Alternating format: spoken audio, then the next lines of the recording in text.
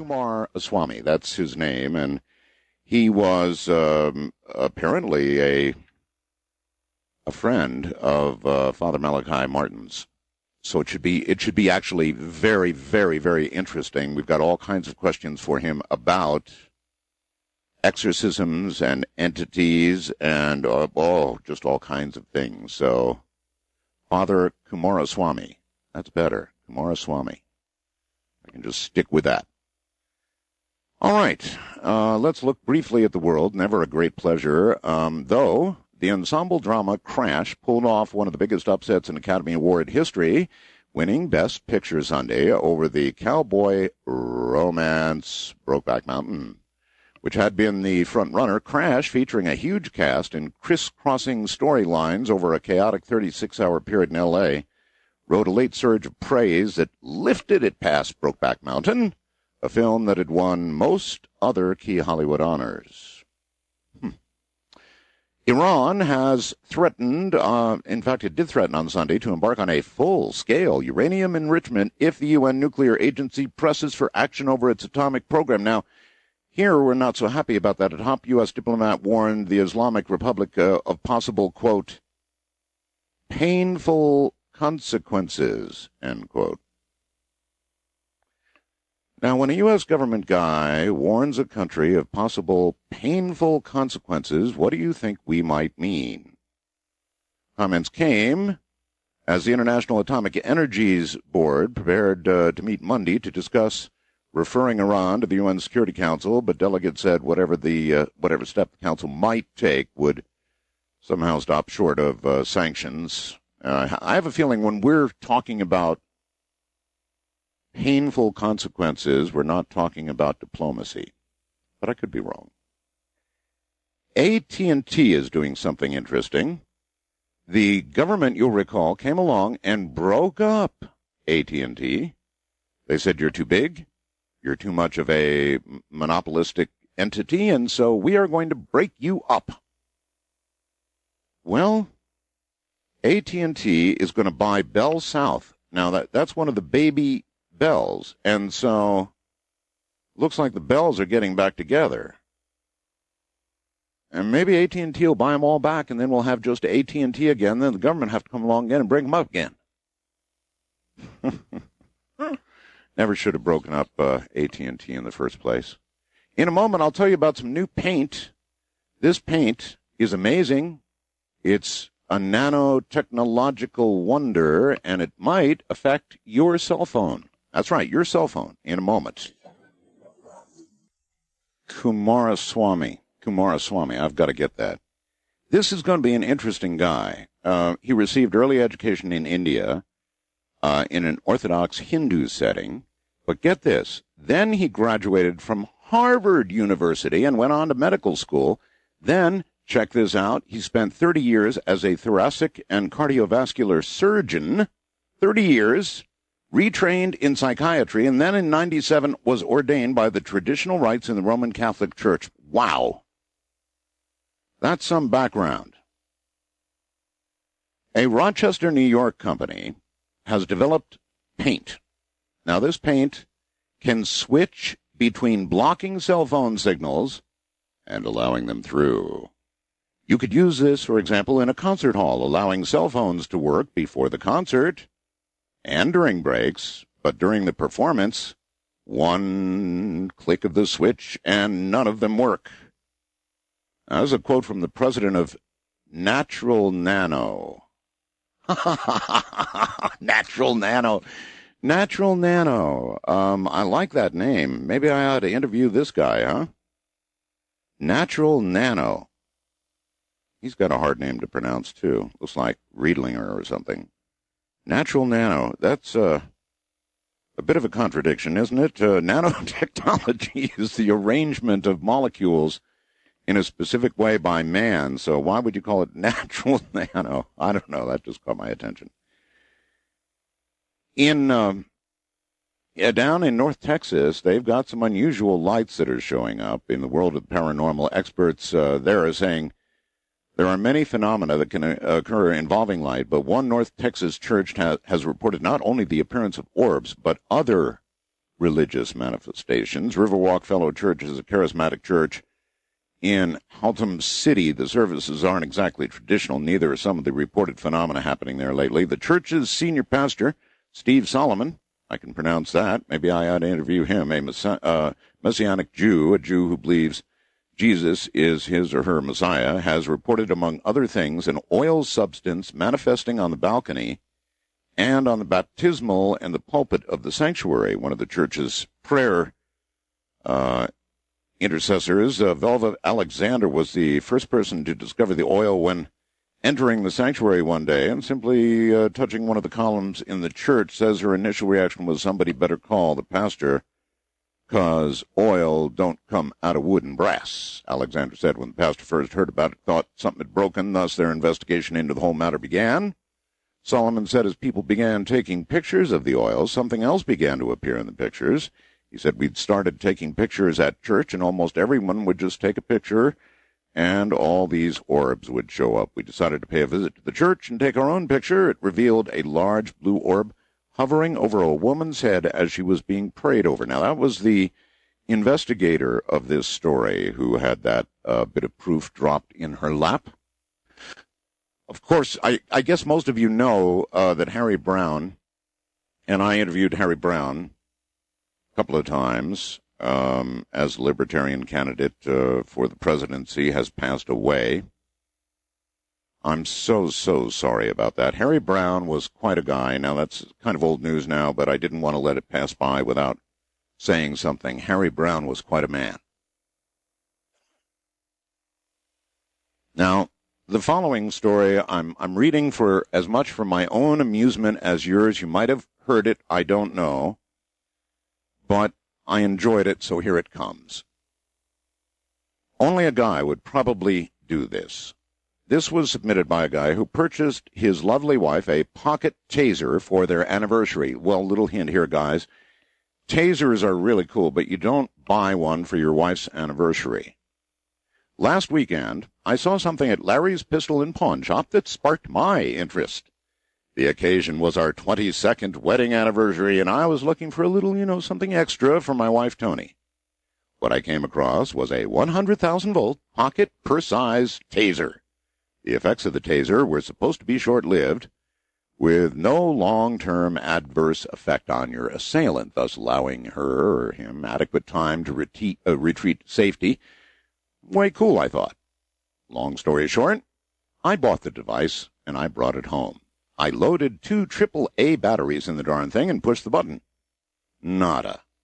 I was rather disappointed. I learned, however, that if I pushed the button and pressed it against a metal surface at the same time, I'd get this really cool blue arc of electricity darting back and forth between the prongs. Awesome. Unfortunately, I have yet to explain to Tony what that burn spot is on the face of her microwave. Okay, so here I am at home with this new toy, thinking to myself, well, couldn't be all that bad. It's only got 2 AAA batteries, right? Little bitty things. So there I sat in my recliner, me and my cat Gracie. Gracie looking at me intently, trusting little soul, while I was reading the directions and thinking that I really needed to try this thing out on some kind of flesh and blood moving target. I must admit I thought about zapping Gracie for just a fraction of a second and then thought better of it. She's a sweet cat. But if I was going to give this thing to my wife to protect herself against any potential mugger, well, certainly I needed some assurance that it would work as advertised. Am I wrong? So, I sat there in a pair of shorts and a tank top with my reading glasses perched delicately on the bridge of my nose, directions in one hand, taser in the other. The directions said that a 1-second burst would shock and disorient your assailant. A 2-second burst was supposed to cause muscle spasms and a major loss of bodily control.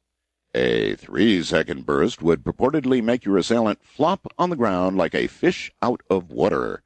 Any burst longer than 3 seconds would be wasting the batteries. All the while, I'm looking at this little device, measuring about 5 inches long, less than 3/4 of an inch in circumference, pretty cute, really, and loaded with 2 itsy little bitty AAA batteries, thinking to myself, no way. What happened next is nearly beyond description, but I will do my best. I'm sitting there alone, Gracie looking on with her head cocked to one side as if to say, "Don't do it, master." Reasoning that a 1-second burst from such a tiny little old thing couldn't hurt that bad, so I decided to give myself a 1-second burst just for the heck of it. I touched the prongs to my naked thigh, pushed the button, and holy mother, weapons of mass destruction. I'm pretty sure Jesse Ventura ran in through the side door, picked me up in the recliner, and then body slammed us both on the carpet over and over again. I vaguely recall waking up on my side in the fetal position with tears in my eyes, body soaking wet, both nipples on fire, testicles nowhere to be found, my left arm tucked under my body in the oddest position, and a lot of tingling in my legs. The cat was standing over me, making meowing sounds I've never heard before, licking my face, undoubtedly thinking to herself, "Do it again, do it again." Note: if you ever feel compelled to mug yourself with a taser, one note of caution. There is no such thing as a 1-second burst when you zap yourself. You will not let go of the thing until it is actually dislodged from your hand by a violent thrashing about on the floor. A 3-second burst would be considered conservative. Son of a... that hurt like hell. A minute or so later, I can't be sure, as time seemed to be a relative thing at that point, I collected my wits, what little I had left, sat up, and surveyed the landscape. My bent reading glasses were on the mantel of the fireplace. How in the hell did they get up there? My triceps, right thigh, and both nipples were twitching. My face felt like it had been shot up with Novocaine, and my bottom lip weighed 88 pounds. I'm still looking for my testicles. I'm offering a significant reward for their safe return. Still in shock, Tommy. Well, it is a guy kind of thing. All right, let's take some unscreened, random, God only knows what might be coming calls. First-time caller line, you are on the air. Good morning. Good morning. Hello. How are you? I'm rather well. Extinguish your radio promptly. I will. Can you hold on? Well, I suppose. Why not? Just like 10 feet away. I'll be right back. Thanks. Supposed to have it close. Now, see, there's a lesson, folks. Have your radio close enough to you so that you can easily reach it. Okay, very good. Thanks very much, Mr. Bell. You bet. I've appreciated your service over the years. What is your first name? Jeremy. All right, Jeremy, and where are you? I'm on the west coast of Canada. I have a question in relation to history. History? You had a female, I guess it was a professor of psychology, and she was talking about electrical fields. I'm thinking, yes. And in relation to walking past streetlights? Is this that thing when you turn off streetlights? Yeah, I turn them off and on, so I'm walking past one. Yeah, and it there's an explanation for that. It meant something, and I missed the repeat. In other words, this guest, whoever it was, said it meant something. Yeah, about the individual, that you could go and turn them on and off as you just walk by them. I'm afraid that I missed the program, so I'm just not. There's no way I can help you. No, it was with you. Well, I don't remember it. I must have missed it anyway. I've over the years, sir, I've had a lot of people who claim that they turn them on and off. There's supposed to be some kind of conventional, real explanation for that, but maybe you're just weird. Maybe I'm just weird. I don't know. I don't have an answer for you. I'm sorry. Oh, okay. I'm afraid that's it. You're weird. Huh? I'm weird. Well, I don't want to leave you being weird. I appreciate your call, and if I come across somebody who tells me what it might mean, I'll be sure and pass it along to you. Dr. Somebody, and it was. It's usually Dr. Somebody. Yeah. Okay. Well, thanks again, Art. Yeah, you're very welcome. Wildcard line, you're on the air. Hello. Hello. Hello. Hi. I was calling for Art Bell. You were. Why did you want to speak with him? Pardon me? Why did you want to speak with him?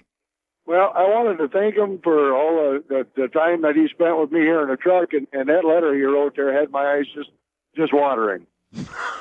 The one I just read. This is Art Bell, sir. I just recognize your voice. Yeah, My well, God, I don't have a screener, so it's just like boom, you go right on the air. Oh, I see. I was kind of listening to the radio in my right ear and listening to the phone ring in my left ear, so I didn't know it was you. Well, You see, as I read that story, I kind of identified with it. I mean, a little device like that, you'd have to try it out once at least. Well, what was so funny to me is as you're reading this, I picked out about 3 people that I knew that would do that. Oh yeah, and it justify why they did it. Oh yeah, absolutely. It's just another experience in life. Oh, good Lord. But anyway, thank you so much for everything you've done. You're very welcome. Like I said, I'm a driver, been a driver all my life, and I found you back in, I think, in 91 or 92, and I've never tried calling in because I knew I just wouldn't make it. Well, see, you made it. So it can happen. Thank you very much. I very much, of course, enjoy all the truckers out there, and I'll tell you, it was a lot of fun when I was RVing, and, I'd get out there in the RV, and I turn on the CB radio. I'm not ashamed of it. I've got a CB radio in the RV. And, you get talking to the truckers, and a very, very, I think, to be honest with you, more truckers, and I've said this before on the program, listen to this program as they traverse the highways and byways of America than any other radio program in existence, period. I mean, there was never a trucker out there that I could not talk to on CB who didn't know who I was and what the show was all about. Now, some of them didn't believe it was me, but that's all right. East of the Rockies, you're on the air. Hi. Hey, Mr. Bell. Hey. Good evening. Good evening. This is Earl from Kentucky. Okay, Earl, you're going to have to yell at me. You're not too loud. Okay, sorry about that. I just wanted to tell you about an interesting experience I had last week, I guess. Just kind of sitting in my chair in my house, and early in the morning, just the birds just started. It's probably about 3 a.m. Birds just started chirping really kind of wildly. Yeah, that's a very odd time. The birds shouldn't do that until the sun begins coming up. Yeah, it was at least 3 o'clock or so. But later on that morning, I just so happened to fall asleep in the same chair and was watching television, and a bird actually flew into the window and it made a thud sound and started flapping around, just kind of right outside. I just thought that was kind of odd. Oh man, yeah, it is a little odd. And I'll tell you a story that I don't really know if I want to tell, but I'll tell. I don't know if I believe in these things or not, but I believe that birds are harbingers. Now, I may have told this story on the air when my father died. A little bat came and landed on our porch, and I took the little guy, and Ramona and I put him in the causeway between our house and the garage, and he recovered, and when dark came, he just flew away. It was very hot out there. That was one that happened just when my dad died. And then before we left on our trip, the last trip for Ramona, when we were on vacation, when it happened, the day before I left, a bird, I was out on the porch, and a bird, how odd is this, at night, came onto the porch, hovering basically, and came up to my face, right up to my face, and I could feel its little wings beating on my face as it hovered there. This is a wild, who knows what, a finch or what, some bird, and it just flapped right in my face. I could actually feel its wings up against my cheek, and I've kind of come to view these sorts of encounters, since that gentleman mentioned that, as being harbingers. I don't know of good, bad, but certainly of change. Once again, Father Kumaraswamy is my guest, and this is quite a controversial session. There's no question about it. Unfortunately, Father, we lost the caller, who's a relative of Dr. White, but thinking about it sort of through the break, is there a possibility that the soul resides in the whole of the body? I was going to say, thanks to the break, St. Thomas, following Aristotle, would certainly hold that the soul is within the whole body and not limited to the head. Furthermore, If we had someone come into the emergency room with massive head injury, we would still give him extreme unction because we don't know just where the soul is. There's no possibility that it's just limited to the head.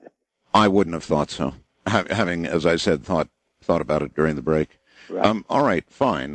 Let's keep going then. First-time caller line, you're on the air with Father Kumaraswamy.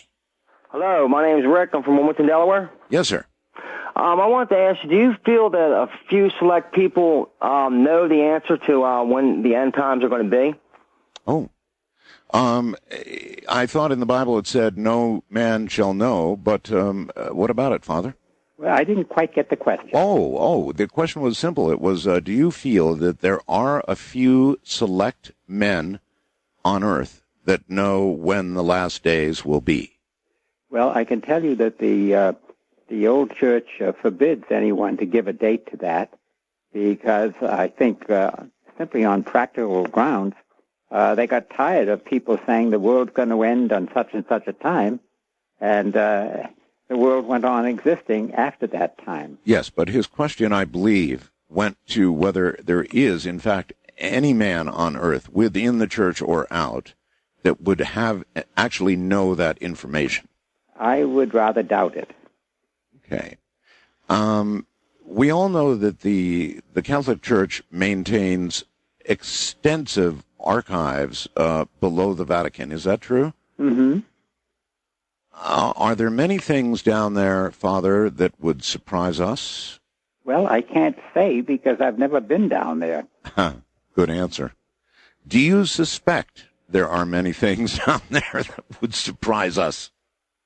Well, I suspect there are many things we don't know. I'm not so sure they would be surprising. Let me put it differently then, again. Do you think that if there was information out there that, as the millennia have passed, Father, that would point away from a Catholic belief, or would be evidence that would point away from a Catholic belief, that the Church would obtain it and sequester it and not make it public?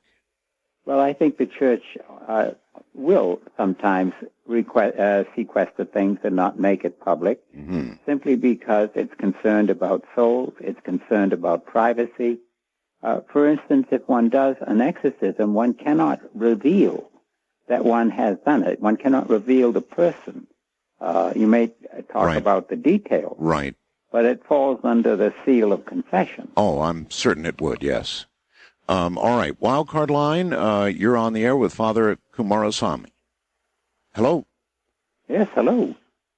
Wildcard line, are you there? Art, can you hear me? I can barely hear you. I'm sorry about that. Okay. Art, didn't Father Martin say that there was before he passed away, that there was a really bad problem with homosexuality in the Catholic Church? And Father, wouldn't the John Jay report that 81% of the sexual abuse cases in the Catholic Church were homosexual in nature? Don't we have a major problem? Isn't the scandal homosexual in nature? And do you have any information with the mysterious deaths of Father Minkler and Coons of the Albany and Madison diocese? I don't have any information about that. It is true that Father Malachi did speak of the problem of homosexuality long before it was recognized as even a problem. Okay. East of the Rockies, you're on the air with Father Kumaraswamy. Yes. Is this me, Art? It's you. Okay. I didn't hear you say East Coast or East of the Rockies. Father, I'm Catholic. I used to go to Mass every day. I moved to this small town in Wisconsin, and the priest doesn't even know the order of the Mass. I mean, sometimes I don't like the new Mass either, but sometimes he'll consecrate the body and or the blood and not the bread, or vice versa. And so I just quit going. Well, I think you were wise. I still pray. I do the rosary every day and a bunch of other prayers, and I confess my sins to God, but I'm not going to go to that man. Well, I don't blame you. And I'm retired and I don't have a lot to live on, so the nearest church other than that is like 15 miles away, and I really can't afford to go. And I don't like to drive that far anymore. Well, this is part of the tragedy that exists today, and I have many people who contact me saying, where can I find a genuine Mass? Mm-hmm. Where can I find a real priest? And what answer do you have for them? Well, unfortunately, I don't have a ready answer for all of them. There are people who there is a book published by Father Morrison, and it's on a web page. I think it's www.traditio.org, which lists where traditional masses can be found. If one lives near one of those locations, then one, of course, is blessed and one can get to the traditional Mass. But by and large, the traditional Mass and the traditional priest, we have returned to the time of the catacombs. Father, I guess I'd like to understand and ask you this. If the Church is not saying the traditional Mass now, and the Church, you're virtually saying the Church is not valid, mm-hmm. What is it that is replacing what was? Well, I think, as I explained in my book on the destruction of the Christian tradition, that if the tradition is destroyed, a certain vacuum is created. Uh-huh. And into this we have all kinds of new religions, New Age religions, various different groups claiming to be a source of truth. And, but my question wasn't so much what else has sprung up. My question was, within the Church itself, if it's replaced what was traditional with something else, then what is it? What is the goal of what they're doing now?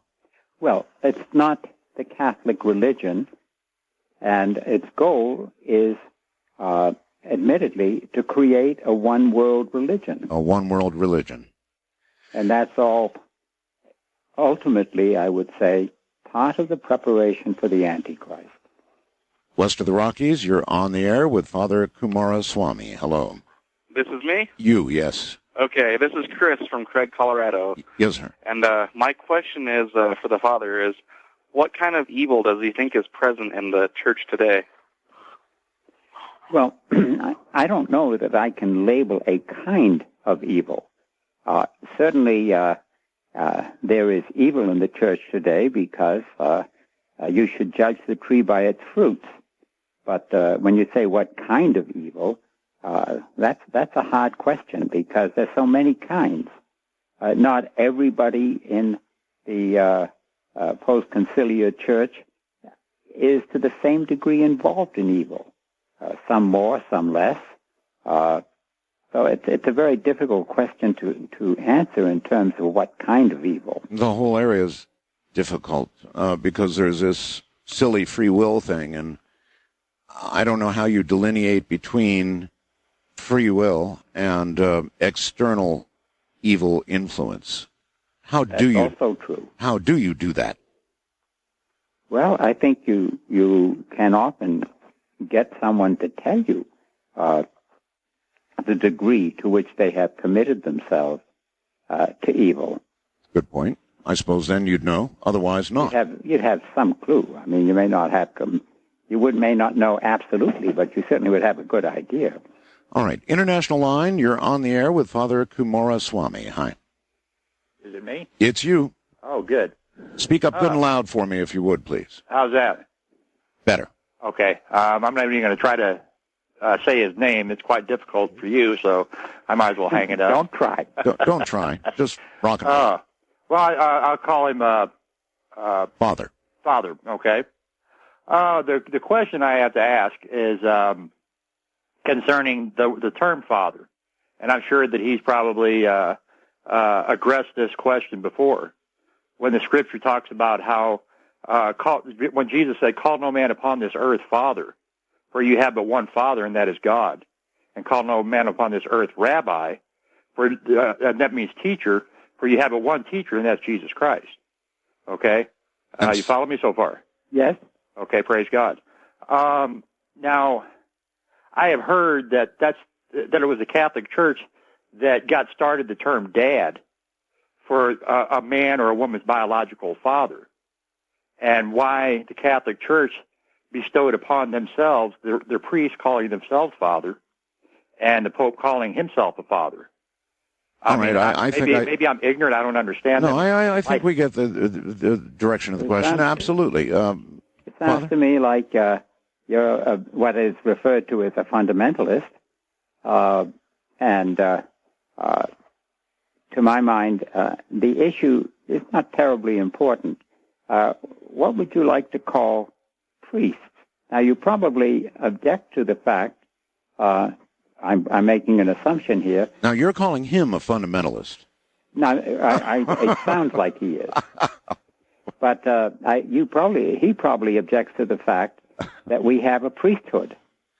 Perhaps so. He's gone now, but I mean, I was just chuckling that you were calling him you're pretty fundamentalist in a lot of ways. Well, in some ways, yes. At least as the term was originally meant. But he was quite a bit further down that road, huh? Right. So I don't know why he objects to the fact that we are called Father God. True, it is true that God is a father, but we are, as it were, designated in the function of priest, and so the assumption is that we are living our lives based on the teaching of the Father. Well, maybe you just should have said we're fathers with a small f or something. I don't know. Yes, I think that would be fine. First time caller line, you're on the air with Father Kumaraswamy. Okay, Patrick from Pompano Beach. I can barely hear you there, buddy. Okay, can you hear better now? Much better. Okay, thank you, sir. Listen, I detect some inaccuracies. And number one, Art, in what you said, it doesn't say in the scripture that it says no man knows the day or the hour when Jesus will return. Okay. It doesn't say no man knows the year. Oh, okay. I agree. The second thing is with Father Swami there.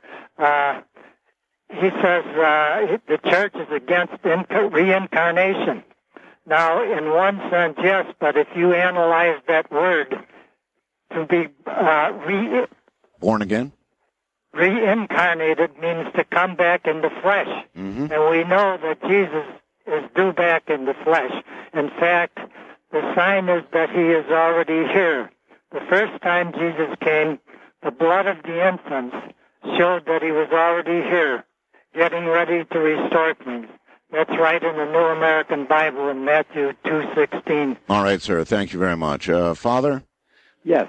So you agreed with him then that while no man shall know the moment or something, that some man might know the year?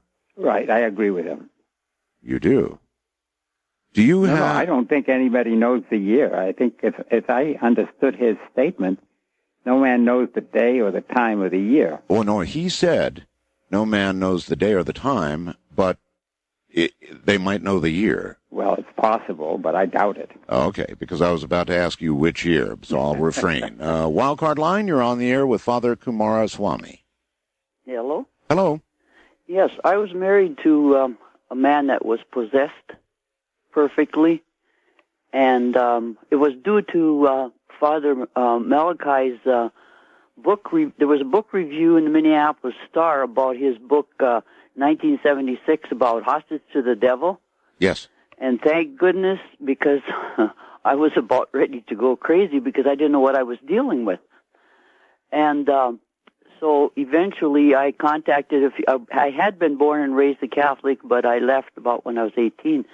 But I knew that they were, into exorcisms and things, so I needed help. And but when I brought the subject up to him after reading the book review, I realized that he had all the symptoms. I had no idea until I read that, and including the non-human smell and various other things. And so when I contacted the priest, he had a stroke. Well, now, sir, let's cut it short. Are you saying you had an exorcism? I tried to. You tried? Yes, twice. Twice. All right. Do you remain homosexual? No. I've got a low voice. I'm a 75-year-old old lady. Oh, I'm sorry. I thought you said you were. I see. Okay. Yeah, I'm it was sorry. my husband. Boy, did I. Okay. That's okay, Art. It was your husband. Hey, I get lots of action when I call up a gas station to get my car fixed.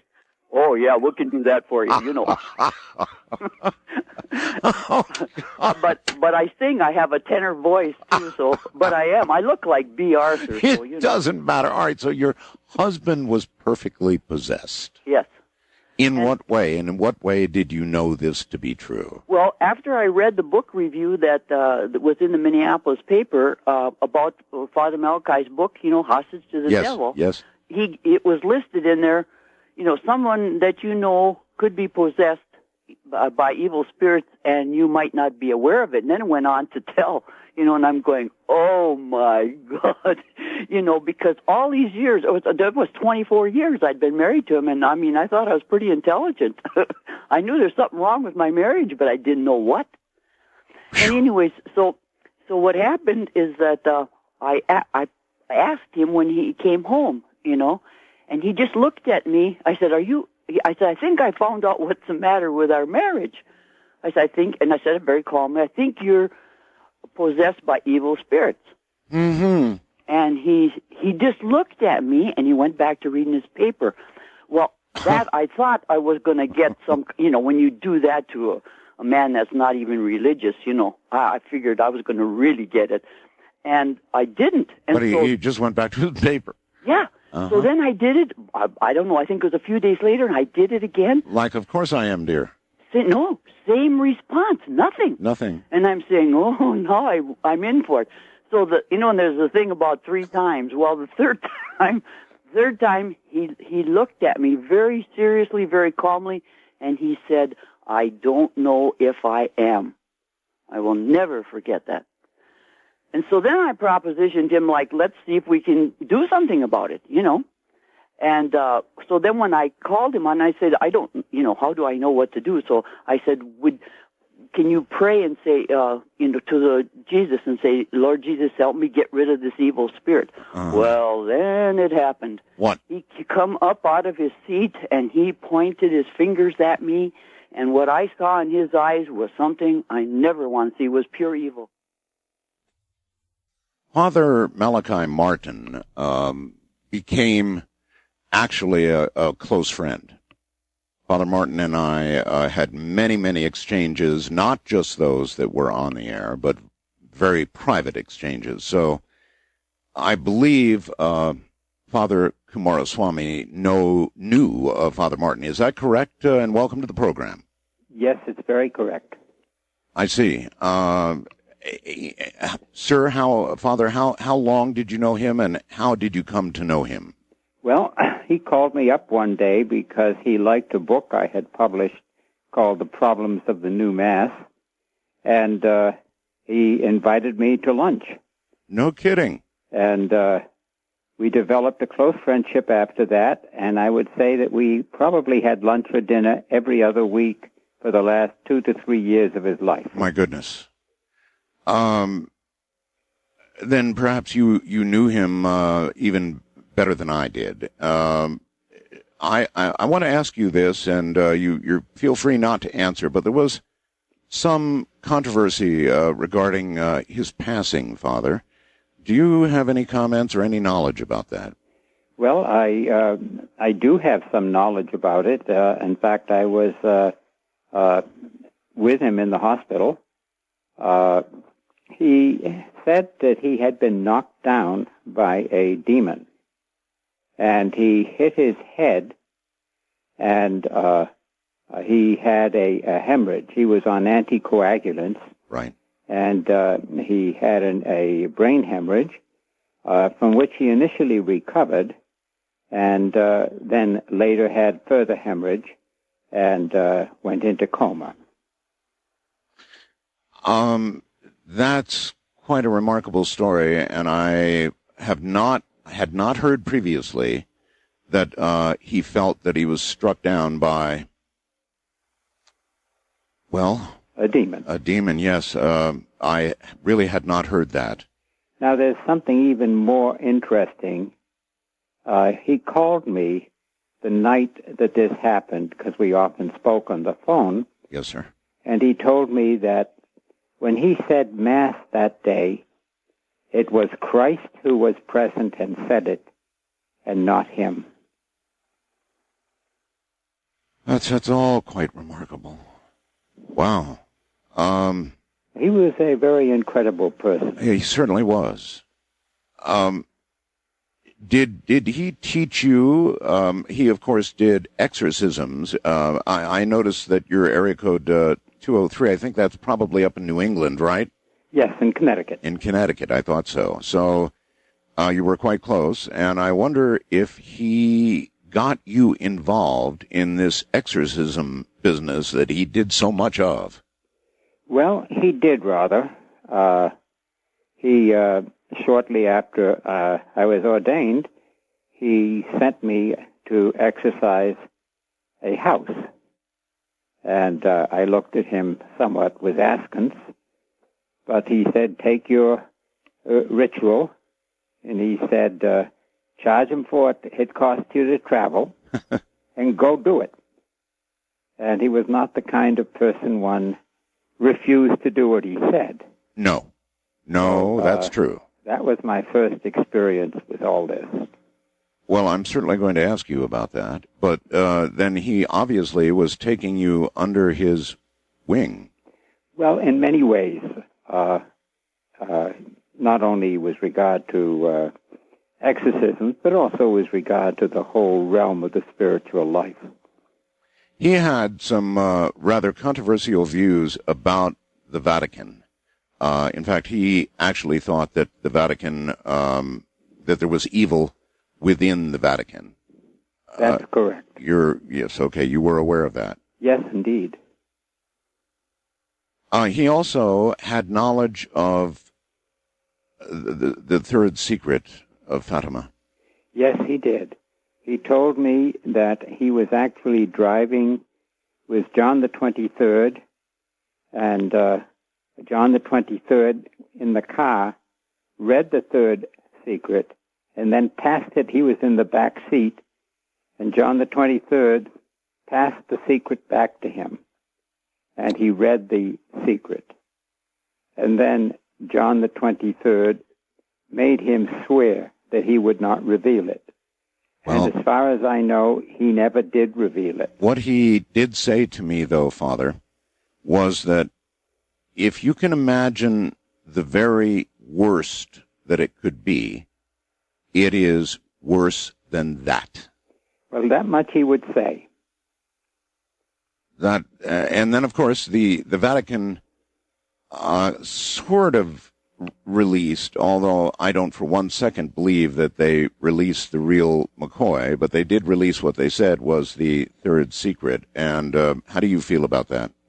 Well, I think it's inconsistent with what Malachi did say. It certainly is. And I also think it's inconsistent with the area in the Apocalypse which Malachi referred to.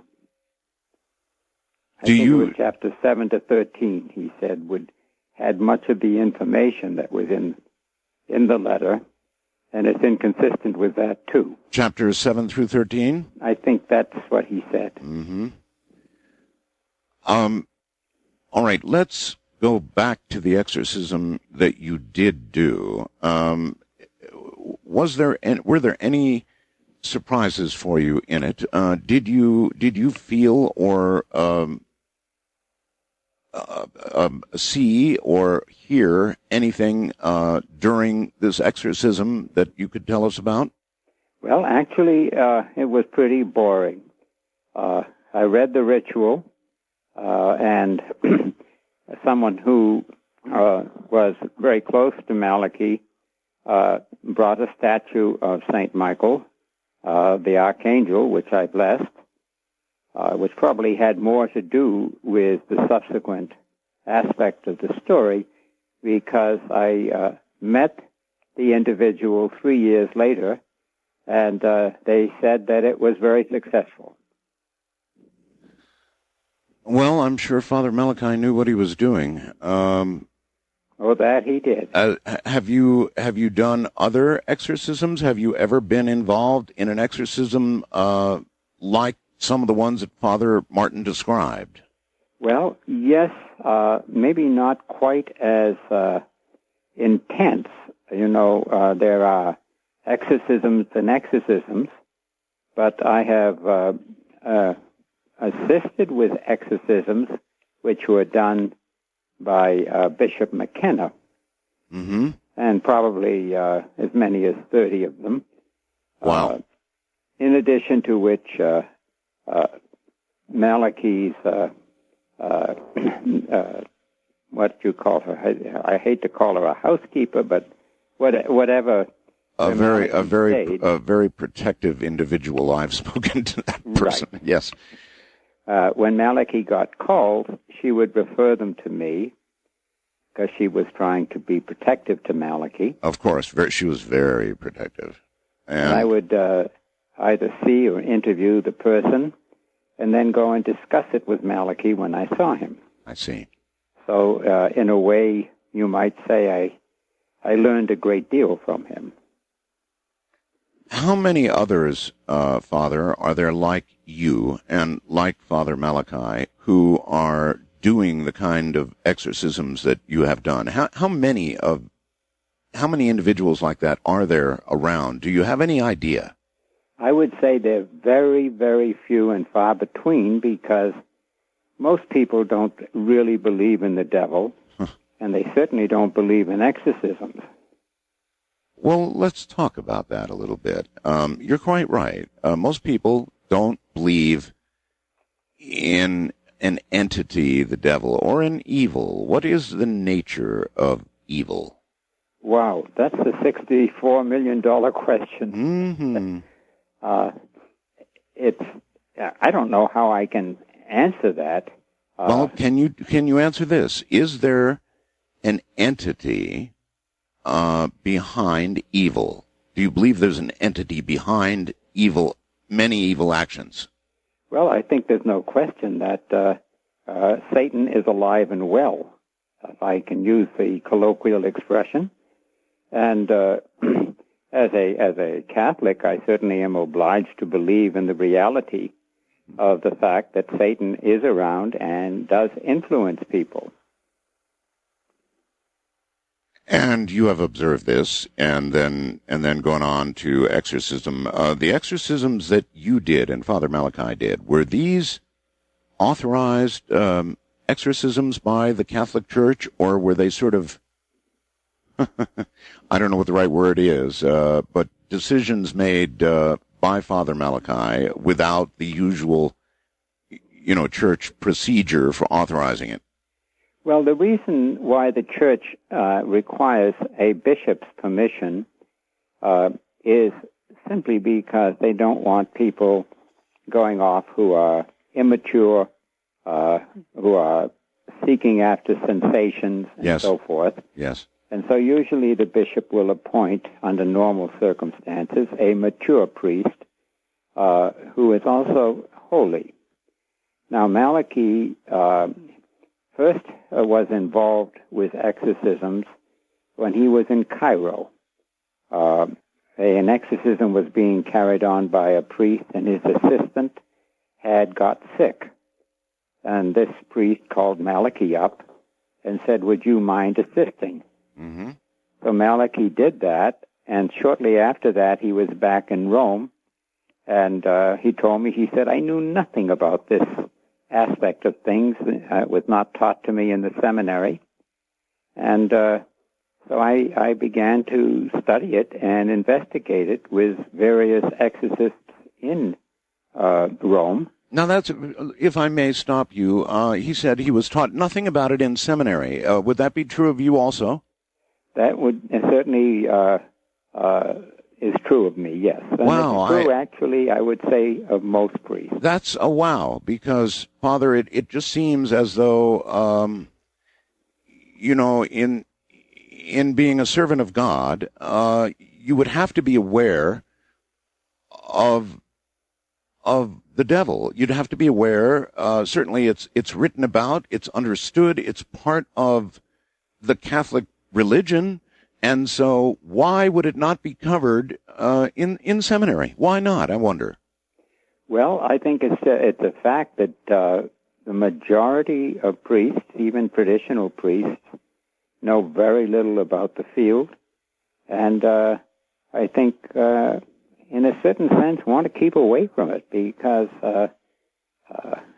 it can be a little scary to deal with these things. Very scary, but still, it's so, I don't know, in some way, intimately involved. I guess I don't get it. I don't get it. I agree with you, but there's so much for a priest to learn in the seminary that it's very easy for a certain area to be neglected, and this is one that often is.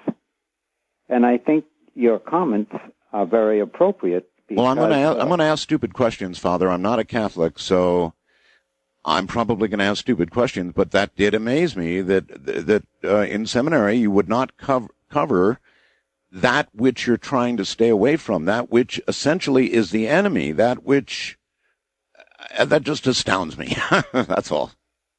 Well, it's particularly important because Malachi felt that the incidence of possession had gone up some 800%. That's right. In the New York area. That's correct. And that even makes it more important that people who are functioning as priests should know what they're doing. Father, do you concur with that? With the increase? Yes. Oh, yes, I do. You do? I think all this pedophilia and homosexuality that we're seeing is all part and parcel of that. Certainly, pedophilia is, to me, clearly evil. Clearly evil. I'm not so sure about homosexuality. I'm honestly not. There may be a genetic reason that people become homosexual. It seems to me that homosexual people are able to experience what they call real love, and while it's certainly not my cup of tea, I don't feel the same evil connected with that as I do with pedophilia. Well, let me comment about the genetic origins of homosexuality. Go right ahead. There is absolutely no proof, despite tremendous efforts to find that such exists. And the main objection to the claim is that if there is a genetic aspect to it, then homosexuality would die out because, by and large, they don't reproduce. Well, of course, that is correct. They don't reproduce. So if there's a genetic factor, it's a good point. They would die out. It's a good point, I suppose, unless the genetic transmission is, like much genetics, it hops and skips generations, that kind of thing. So it could be carried in a family. I don't know. Again, Father, I don't. It's certainly not a politically correct area to get into. No, but if it's what you believe, that's fine. We're here to let people present what they believe, and you clearly feel that homosexuality is evil. Well, that would be my opinion, yes. Yeah, well, that's fine. It certainly has not received the approval of the Catholic Church. No, although there continues to be quite a bit of petitioning for it. Well, you can't petition for the Church to change its teachings, at least if its teachings are true. Well, then how come people can eat fish now? Well, that's a discipline. That's not a matter of truth. Okay. All right. Father, this is going to be, I can tell, very, very interesting. And I'll tell you, the phones here are absolutely going berserk. So obviously there are many with questions. Maybe at the bottom of the hour we'll try and start early on the phones.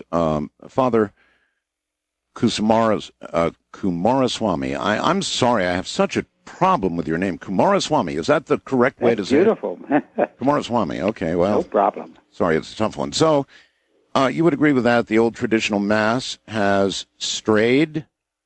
Well, I wouldn't use the word strayed. I'd be inclined to use that it's the new Mass is a joke. Is a joke? It's no Mass at all. And let me take just a second to point out that the reason for the increase of evil activity is related to everything that I speak of in my book on the destruction of the Christian tradition. But it also has a whole chapter on why the new Mass is at least... Well, you said a joke. Well, it's a very dubious validity. All right, if you can, Father, I'm a non-Catholic. Give me an idea of why it's strayed so far that it's a joke. That's a very strong and controversial statement, probably going to get you in trouble.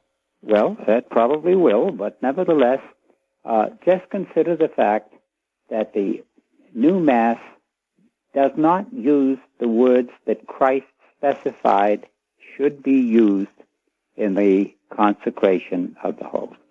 They've changed the words of Christ. Now, for anyone who believes that Christ was both the way and the truth, to change his words takes a lot of chutzpah. Chutzpah. Just to use a good Jewish word. You don't stray away from controversy at all, do you? Well, I guess I can't avoid it. The other thing about the new Mass is that it's simply read as the history of the institution. You read it's like reading a story. And, every time you read the scriptures and it talks about the Last Supper, that's not a Mass. There is no real action, no real sacrifice in the new Mass. And so the Mass is just not effective in doing what it's meant to do. And how did it get changed? Well, I think that fundamentally, and I go into this in great detail in my book on the destruction of the Christian tradition, fundamentally they decided they wanted to make one world religion. Now, Malachi spoke about this. He said that there were three major forces underlying much that's going on today. The desire for a one-world economy, the desire for a one-world government, and the desire for a one-world religion. Well, I'm not sure that you could have the others without having a one-world religion. So maybe that makes it all impossible. Right. And this, of course, is the driving force under Vatican II, the Second Vatican Council, and it's the driving force of the whole new church, which is, in a certain sense, no longer the Catholic Church. And they will sacrifice everything for the sake of this unity. Wow. And this I go into, as I say, in considerable detail in the destruction of the Christian tradition. Giving you just an example, they have virtually destroyed the apostolic succession and the making of bishops, which of course means that the priests in the new church are not priests. I think you're in big trouble. I probably am. But as far as I'm concerned, they're simply not priests. And right. I think that this has a lot to do with the increase of evil, because... All right, let's since you're willing to deal with such controversy and we're talking about evil, then let's talk about some evil. Father, in your church, there has been a tremendous amount, or so it would seem, of pedophilia. And pedophilia, Father, has been covered up, I think it's been proven again and again and again by the church. You perhaps might want to comment on that. Well, I think a great deal of it has to do with the fact that the clergy are not saying a valid Mass. If you consider the fact that when you say a true Mass, that is the Tridentine Mass, you are opening your soul, your very being, to what comes from above. When you say a false Mass, you're playing with rituals, but you're not opening yourself to what is above, you're opening yourself to what is below. Wow. I would like to tell you a very interesting story.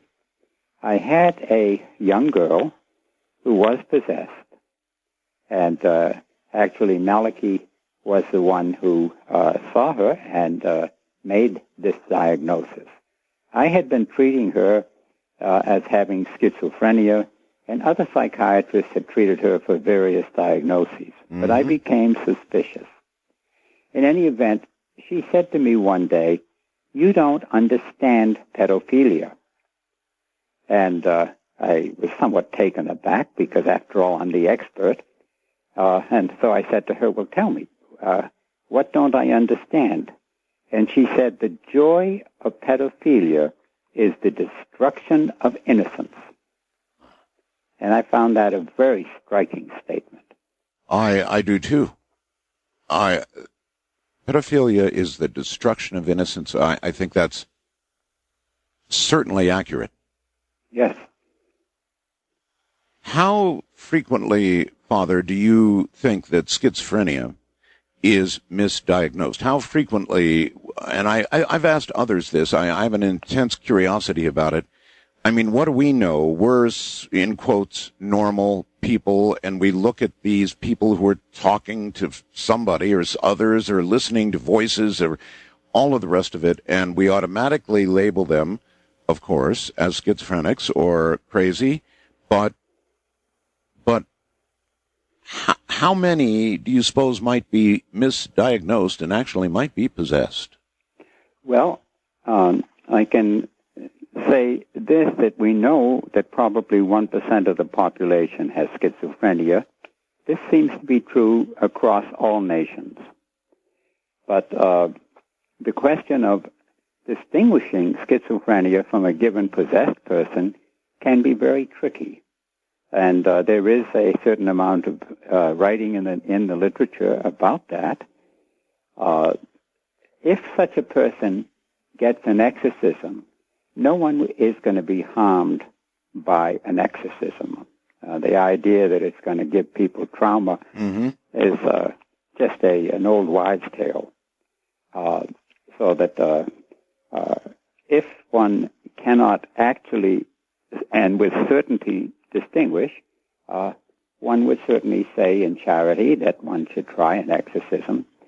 But at the same time, it used to be true in psychiatric hospitals that when a priest would come in carrying the Blessed Sacrament and walk through a ward, maybe to give someone the last rites, yes, usually one or two people would go absolutely berserk and want to attack the priest. In cases like that, one had to say that perhaps these were possessed people rather than schizophrenic. Got it. But we don't see that anymore. First of all, priests don't come and give extreme unction anymore because extreme unction has been eliminated by the new church. What? Extreme unction has been eliminated by the new church. When did that happen? Oh, quite a while back. I couldn't give you the exact date. Then what exactly is done by a priest when he visits a person passing away or who has just passed away? What is it they do? They won't come anymore if the person isn't alive. They refuse to come. They say, we no longer are obliged to come for someone who's dead. Father, I found this out. I was working in the emergency room. I had someone come in from a car accident, and I didn't realize that things had changed this much. And the person, we were working on him, and he died. And so I called the priest. And the priest said to me, "Is he breathing? Is he alive?" And I said, "No, he just died." He said, well, we don't come for people who are dead. And Father, my wife recently died. I heard that, and I'm so sorry. At any rate, just for the record, my wife was Catholic, of course. And there was a priest there, and he did go in and give her last rites of some sort. And so I'm wondering what it is he did. Well, they have what's called a blessing for the sick. And it's an old blessing. But the sick would be... They call it the last rites because people, they're used to asking for the last rites. And they call it the last rite, but it's really a blessing for the sick. I see. So then that's changed as well. Yes. Yes, this is a lot of change, all right. You would obviously consider yourself to be a very conservative priest. Is that fair to say?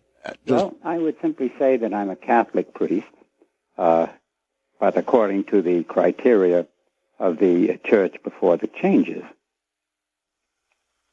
Would fundamentalist be a proper word? Well, no, it's a little... I don't think there's any real need to characterize it beyond saying I'm just a traditional Catholic priest. The word traditional is almost redundant, but nevertheless, it does describe the fact that I adhere to the old rites and so forth. Okay.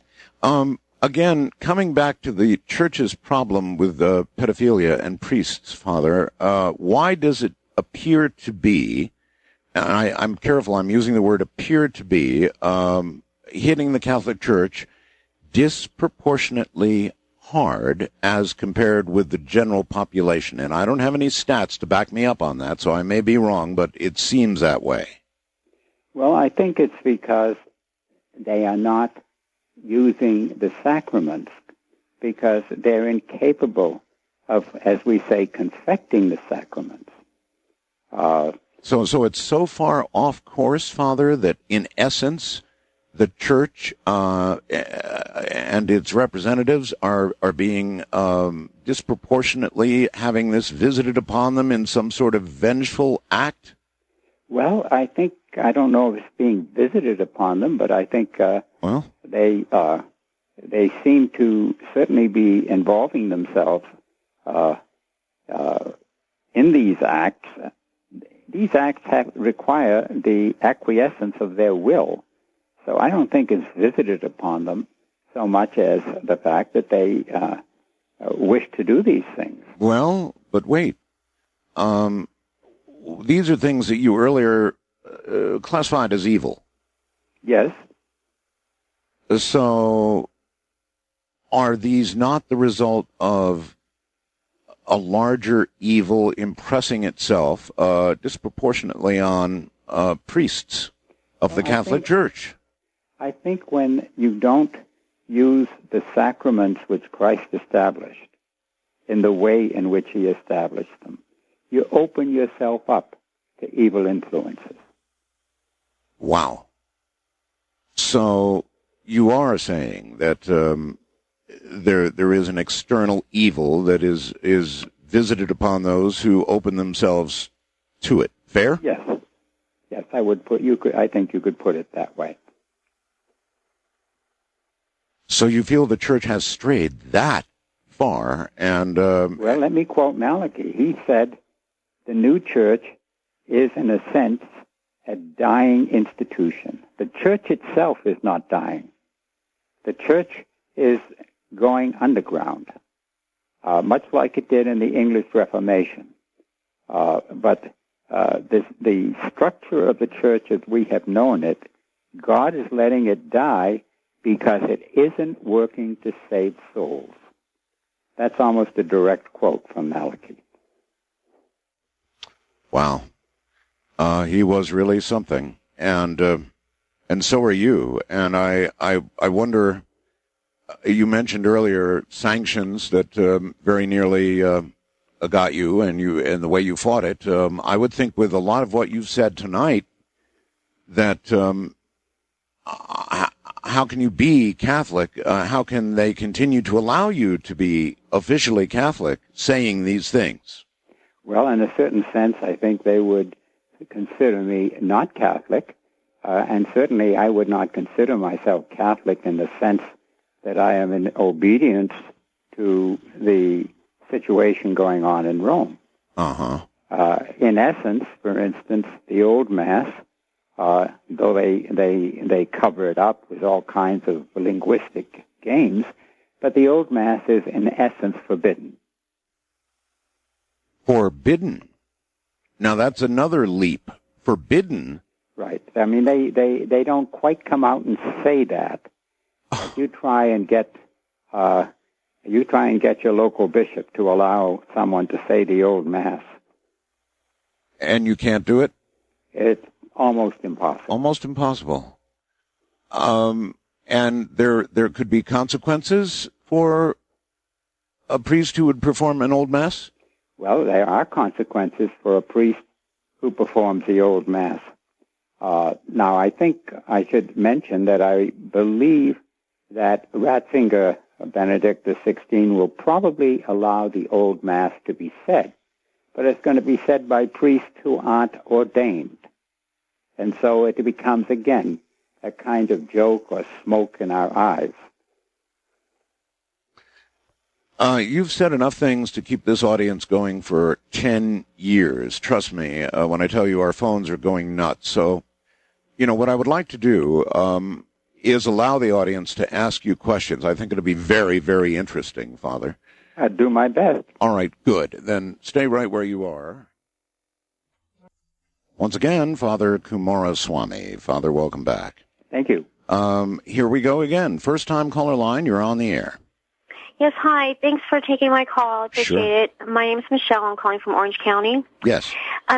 Father, with this bird flu that's going around, I asked my doctor about it, and he said that the bird flu actually isn't a flu or a bacteria. It's actually it's transmitted through a mite, and that it's only with the birds now, but when it mutates, it can, cross over to humans. And I know it started over in China. And I was listening to Coast, and they had a news break. I think it could have been a year or two ago. And they had said that two objects had collided in China over the ocean. It was at night, and it sounded like a bomb, and that it lit up the sky for 4 hours. And where are you going with this? Well, I just started putting things together, and I know in Revelations 8:10, it talks about a burning mountain and a flaming star that will fall into the ocean, and the star was called wormwood, and that it will poison a third of all the water on the earth. And I wanted to ask you, Father, do you believe that this has occurred already? All right, fair question. Has wormwood already done its thing? Well, I simply have to say I don't know. That's a fair answer. Thank you. Wildcard line, you're on the air with Father Kumaraswamy. Good morning, Mr. Bell. Father Kumaraswamy. Kevin in transit somewhere in Arkansas. Yes, sir. Good morning. Father, I was just wondering, since you're a surgeon for quite many years, if you'd ever heard of any of the MRI studies on the schizophrenics where they actually, when they hear the voices, it's actually active in the part of their brain where, like you and I are talking right now, whereas, if I think in my brain of, like, my mother's voice or Art's voice or anyone else's voice, it's in the frontal part lobe of the brain, which accesses memories. And since I'm a police officer, I see this sort of thing all the time. And, well, I can also vouch for the fact that there's evil out there. I've stared it in the face. But I was mainly curious if you'd heard about that MRIs. Oh, yes. In fact, the psychiatric literature is full of reports about MRI studies on schizophrenics. And it might interest you to know that the Cappadocian fathers had a theory about schizophrenia, and they thought it was in the linings of the ventricles, and that's where the very name comes from, because those are called the phrenia. Okay. And schizophrenia, they thought the illness lay in that location. So they didn't have MRIs, but they knew something was wrong. Well, that's amazing. Caller? Thank you much. You're very welcome. That was a good answer. East of the Rockies, you're on the air with Father here we go. Kumaraswamy. I've got it. Yes, hello, Art. Hello, Father. Can barely hear you, sir. Yell at us. Yes, hi. How are you doing today? There you go. Yes, I have a question. Actually, it's a two-part question concerning the Society of St. Pius X. First of all, the first part of the question is the Society Mass licit? And the second part of the question was, is John Paul II legitimate and justified in his excommunication of Archbishop Lefebvre? What was the first part again? What is the Society of St. Pius X Mass? Is that licit? It's not licit, but it's in many cases it's valid. The problem is that not all the priests in the society have been conditionally reordained. And so if a non-conditionally reordained priest says the Mass of John the 23rd, which is the Mass that they use, it would not be either valid or licit. Do I think that John Paul II's excommunication of the bishops is valid? What the answer to that question is a little complex, because on the one hand they claim to recognize his authority, and on the other hand they say that his excommunications are invalid. All right. All righty, thank you. All right, thank you. West of the Rockies, you're on the air with Father Kumaraswamy. Good evening, Art. Thanks for taking my call. It's Brian in Bakersfield. Yes, sir. And good evening, Father Kumaraswamy. Good evening. I confess I haven't heard the entirety of the conversation tonight, so I hope you don't mind my possibly retracing a little bit of ground. I thought maybe my question might be answered by the preceding caller, but it was not, as the case happened to be, because I thought perhaps that you may be a sedevacantist, as they're called. So I wanted to ask that. I am a sedevacantist. Okay. And because you made a comment concerning the Novus Ordo Missae, and commented to one of the callers that you didn't blame her for not attending that Mass in the absence of a Roman Rite Tridentine Mass. Mm-hmm. And it occurs to me that that really may be doing a disservice to fellow Catholics, and that may be so, sir, but that's his central point of the night, actually, that it is the wrong Mass, and that's everything that is wrong. Is that correct, Father? Well, the Mass of John the 23rd, which is the Mass that they use, is, if the priest is properly ordained, is, I think, valid. The problem is that the right to use the Mass of John the 23rd carries with it the demand that you accept all of Vatican II and that you accept all the post-conciliar sacraments as completely valid. Now, in the beginning, when permission was used for given for use of the Mass of John the 23rd, you had to go down to the bishop's house and sign a paper in which you accepted all of Vatican II and also all the new sacraments. That's no longer required, but it's implicit when you use or attend the Mass of John the 23rd, and the Society also holds that all the new sacraments are fine. In fact, I don't understand myself why the Society doesn't use the new sacraments if they think they're so good. All right, caller? Well, I'm not myself a member of the Society, but the basic question remains, who, in fact, has the authority to declare that a given pope is not, in fact, the pope? That's the $10 million question. And well, I think the answer to that is fairly simple. The pope is free to walk away from the church. No one has to declare. If, for instance, I left the priesthood and I left the Catholic Church and became, what have you, any one of the New Age religions, I would be outside the church. No one would have to come along and say, I declare you outside the church. The Pope has free will. All right. And if the Pope acts in such a way that it's no longer Catholic, then one has to assume that he is not any longer a Catholic. First-time caller line, you're on the air with Father Kumaraswamy. Hello. Hello? Hello. Yes. Hello. Hi, this is Lorraine calling from Cape Girardeau, Missouri. Yes, ma'am. I have a question for Father. I'll do my best. Thank you for taking my call. Sure. My son died November the 11th.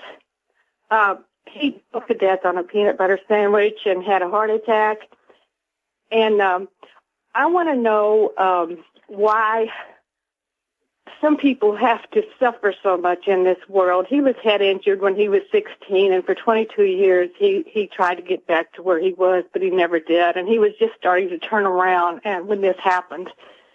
And also, do souls know when they're going to die? Because he was writing things like, I hope the angels are coming down on me again tonight, and I'm going real soon to see the good Lord. All right. Well, I guess the question on suffering is first, really. Well, suffering is something very mysterious. It's often said that we can't join Christ in his glory, but we can join him in his suffering. And surprising as it may seem, suffering is really very often a tremendous blessing. It's what we do with the suffering that makes a difference. Now, some people, when they're faced with suffering, get angry at God. They get impossible to deal with. That doesn't do them very much good. But there are others who offer up their suffering, accept it, and, as it were, go with the flow. Mm. And it sounds like this young man, who was visited with angels, didn't complain about his suffering. And no, it didn't. But she was. And her second... Like he was a very blessed soul. Her second question was interesting. It was, do souls know when their time is close? I believe they do. It incidentally came up recently with regard to the fear that some people have of giving extreme unction to a dying patient. It's been my experience after years of surgery, both and as a psychiatrist, that when patients are terminal, they know that they're terminal. And families come in and say to them, oh, you're going to be fine, everything's okay. Yeah, I know. And that just isolates the patient because they know that they're being lied to. Mm-hmm. And so I think that most people do know when they're close to the end. Mm-hmm. Wildcard line, you're on the air with Father Kumaraswamy. Hello. Hello. Hi. Hi. I have a question for both of you. Maybe you both can help me. This tends to run on the women's side of the family. We tend to see spirits and stuff like that. I am a paper route carrier. I do deliver door to door. Now, there's this one particular street that I deliver on, and I almost want to say it's the Grim Reaper. I don't know what it is, but it's like it torments me on this particular street. This thing has grabbed my shoulder one night as I was trying to get into my truck, and I dodged it. It made the whole left side of my body tingle for about a half hour after that. And I still see him from time to time. I don't know what it is, but I've seen him. He doesn't run. He leaps. All right. Father, are there demons that conduct the kind of attacks this lady is talking about? Well, it's very hard to say because there are disturbed people, and one has to be very careful not to call everything due to a demon. Right. No, I just simply asked if such things have been recorded. If in fact you believe that there have been attacks by demons of that sort. Well, yes, I think that there have been, but I'm very hesitant to be specific about that. However, I think she is quite right to be fearful of this person and to take every precaution to avoid him. Okay. East of the Rockies, you're on the air with Father Kumaraswamy. Hi. Yes, hi. Father, I just want to know, with the exception of using a sixth sense, of the five senses that God gave us, is there any way to recognize pure evil using sight, hearing, touch, taste, smell? I mean, I have come across some people that I am sure are pure evil, but I'm not quite sure what I saw in them, what I felt in them, what I smelled in them. I mean, is there a way to recognize pure evil using our God-given senses? I would be inclined to answer no. Nevertheless, I think there's something like a sixth sense when you come up against evil, where something just tells you to avoid it. Well, Father, there was a Supreme Court justice commenting on obscenity and, well, maybe it wasn't obscenity, I guess pornography, and he said something like he cannot define it legally, but he knows it when he sees it. I think that's an excellent answer to the question. Mm-hmm. West of the Rockies, you're on the air with Father Kumaraswamy. Hi, this is Jeff from Marysville, Yuba City, California. Okay, you're going to have to yell at me, Jeff. Jeff from Yuba City, Marysville, California. Yes. And thank you for letting us, for remembering Harry Brown. I'm a 25-year-old. That's the first man I voted for president for. So thank you for sharing that, Art. And on to the topic, I wanted to share that I used to be a Christian. I went to church. I was married to a beautiful young woman. And the truth that was revealed to me is that it is okay to be gay, that God loves me. And I do believe there is evil, but I flat out reject evil. And I'm sorry that just my conclusion is that it is okay to be gay, that God loves you. And it's the thing I'm concerned about is religiously, it's just going hand in hand with politics anymore. And I'm nervous, so forgive me. But anyway, just slow down. Do you have a question? For example, in what you just said, you said it's okay to be gay and that God loves you. That's just my belief. I can't. Father, do you have any? Well, I certainly think that God loves him. I would have some question as to whether it's okay to be gay, but there's no doubt in my mind that God loves him. Half full there, caller. And I wouldn't, why would I choose to be, I used to be married to a beautiful young woman. Why would I, and I gave it to God. And the thing is, I feel like, no matter who I would tell as a Christian, that I gave to God this, of course I want to go to heaven and be in the goodness and be with God and not separated from that, merely to, for sexual reasons. But it's not just a sexual reason. I believe that I am whole and complete, being honest with myself and accepted by God to be gay. And I reject evil, and I believe there is evil, and I know that I'm not evil, and that I reject evil, and that it's okay to be gay. And well, all I can say is that God told us in Scripture, he said, if you love me, you will obey my commandments. And he has rejected homosexual activity as acceptable. Hello? Perhaps you shouldn't have pressed the point. Can you hear me? Oh, yeah. Oh, yeah. Well, that's my point. And then, again, I'm concerned religiously because politically, this day and age, we have the churches being used to advocate, our religion says this, so go out and vote this way. And then as gays, we sort of, and I know this, we're not talking politics too much, but it does go hand in hand. All right, caller, I've got to cut you off because we're out of time anyway. Father, your book is available I take it on Amazon, probably on all the usual places? Yes, it is, especially on Amazon. Especially on Amazon. Okay, The Destruction of the Christian Tradition is the name of the book.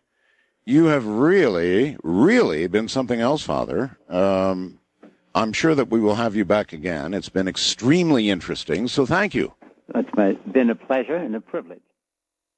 I think this will be very, very interesting. Father Kumaraswamy is going to take calls from the audience. He actually, when you get right down to it, the different accent, but, he sounds a lot like Father Martin in most respects. Father, welcome back. Thank you. It'll be very interesting to see exactly... Thank you for the compliment. I can't think of anyone I'd rather sound like. Yes, well, not exactly sound like, but certainly... He had a wonderful brogue. Yes, but certainly the words that you say are very, very similar to his. And let's take some calls and see what happens. First-time caller line, you're on the air with Father Kumaraswamy. Hi, Art. Hello. Hello. My name is, hi, Father Kumaraswamy. Basically wanted to, number one, offer a little bit of assistance into a demonstration on the existence of the devil. And, Art, I think that, at least as far as you have said before, I think you have a feeling that there is truly evil in the world, and there are evil people. True? It would seem so, yes.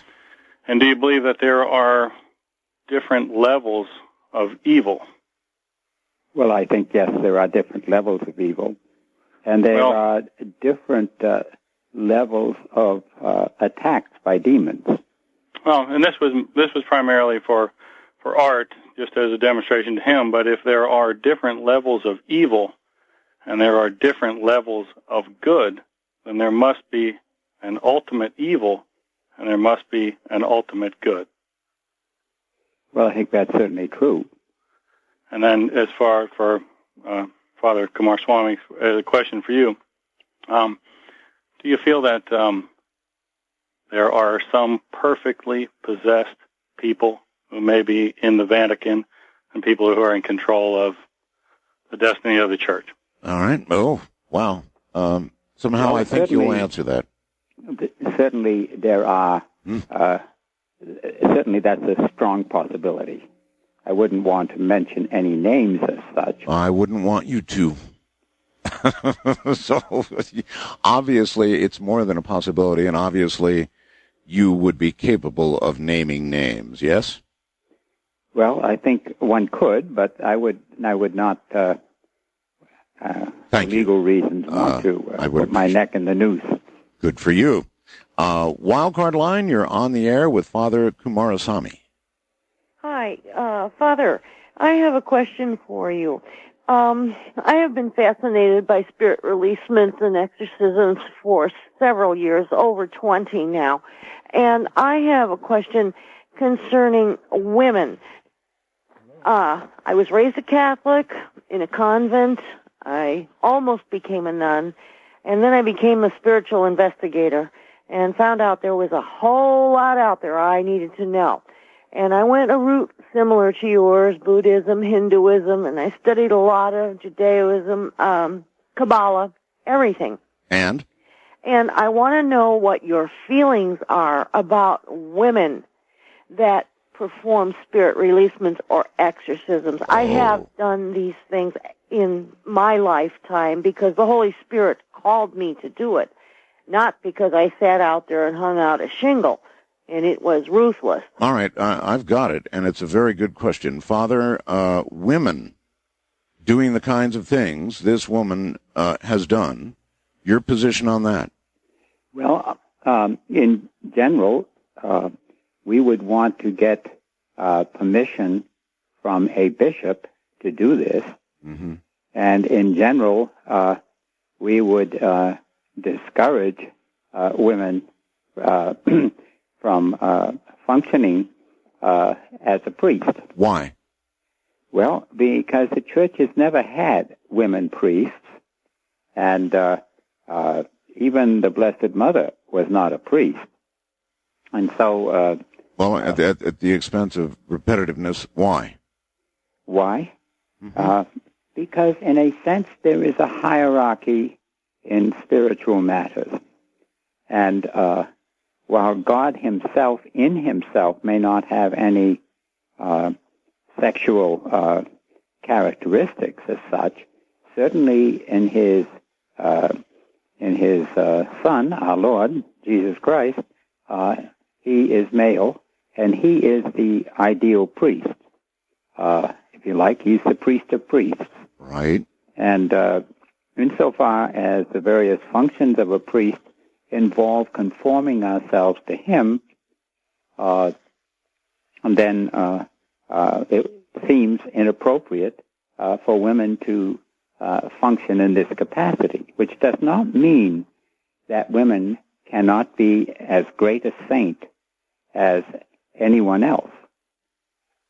There's no restriction on the sanctity of women, but only on the function of women. Now, let me stick my neck out and ask you if there's biblical support for that.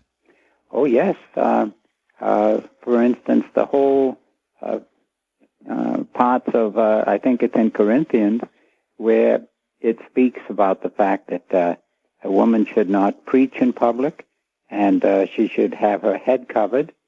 There's a great deal in Scripture about the role of women, but it's not to denigrate them.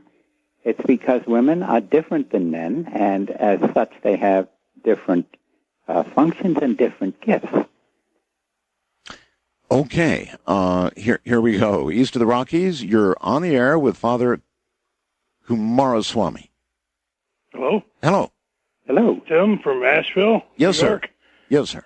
Listening to you on WJTN out of Jamestown. Yes. And I just wanted to ask the Father if he agreed with this statement. I think it's very important that the love between two men or the love between two women is not evil. The love itself is not evil. It's when you bring sexuality into it is where the evil comes from. Oh, how interesting. Wondered what comments he had on that. Well, if it's, I think that's a good point. Is it a good point? In other words, if there was love in the traditional way that we understand love, which itself is an intangible, but there wasn't sexual consummation, you're saying then you would think of it, it would not be evil? Well, certainly a man can love a man, just as a father can love a child, or two friends can love each other without bringing the sexual side into it. And I think that would be perfectly legitimate. I had a tremendous love for Malachi. There was nothing sexual about it. Mm-hmm.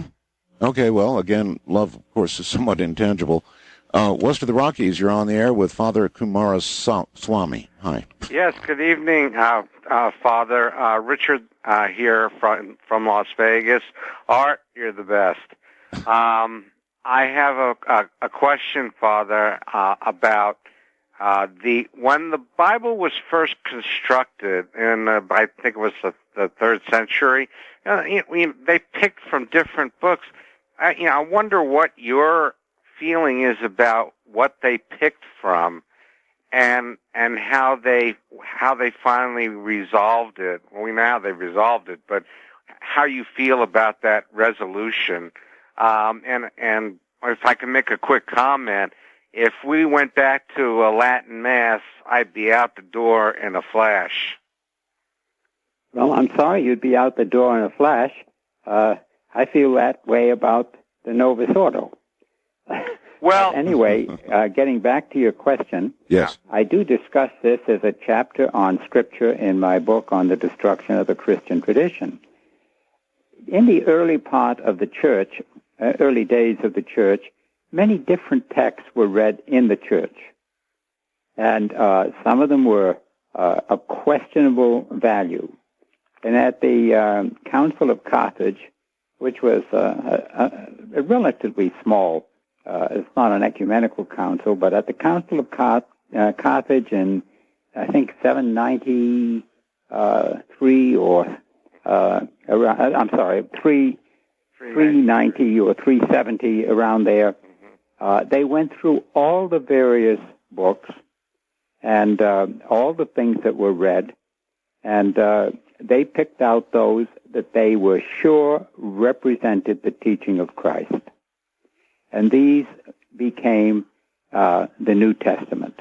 Well, it seems to me that the New Testament is more like hearsay, where the Old Testament is more like the real thing. Well, I don't see why you should consider it hearsay. I mean, this is a fact, a historically proven fact that this is when the New Testament was put together. Yeah, but weren't they Gospels and writings of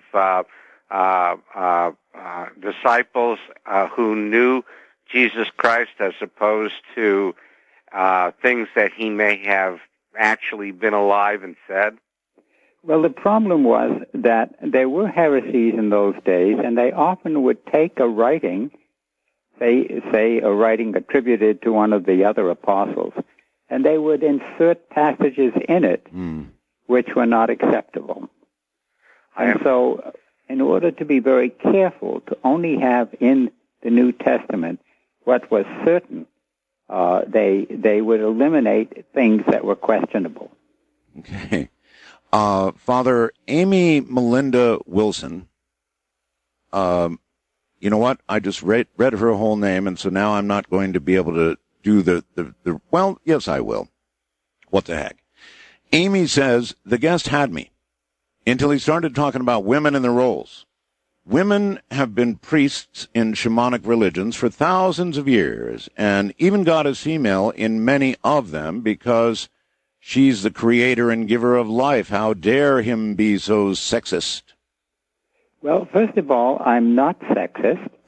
I have the greatest respect for women, and I mean, I think they're absolutely wonderful. Even though I am a celibate Catholic priest, I happen to have been married for some almost getting on to 60 years, and not quite. And I have great-great-grandchildren.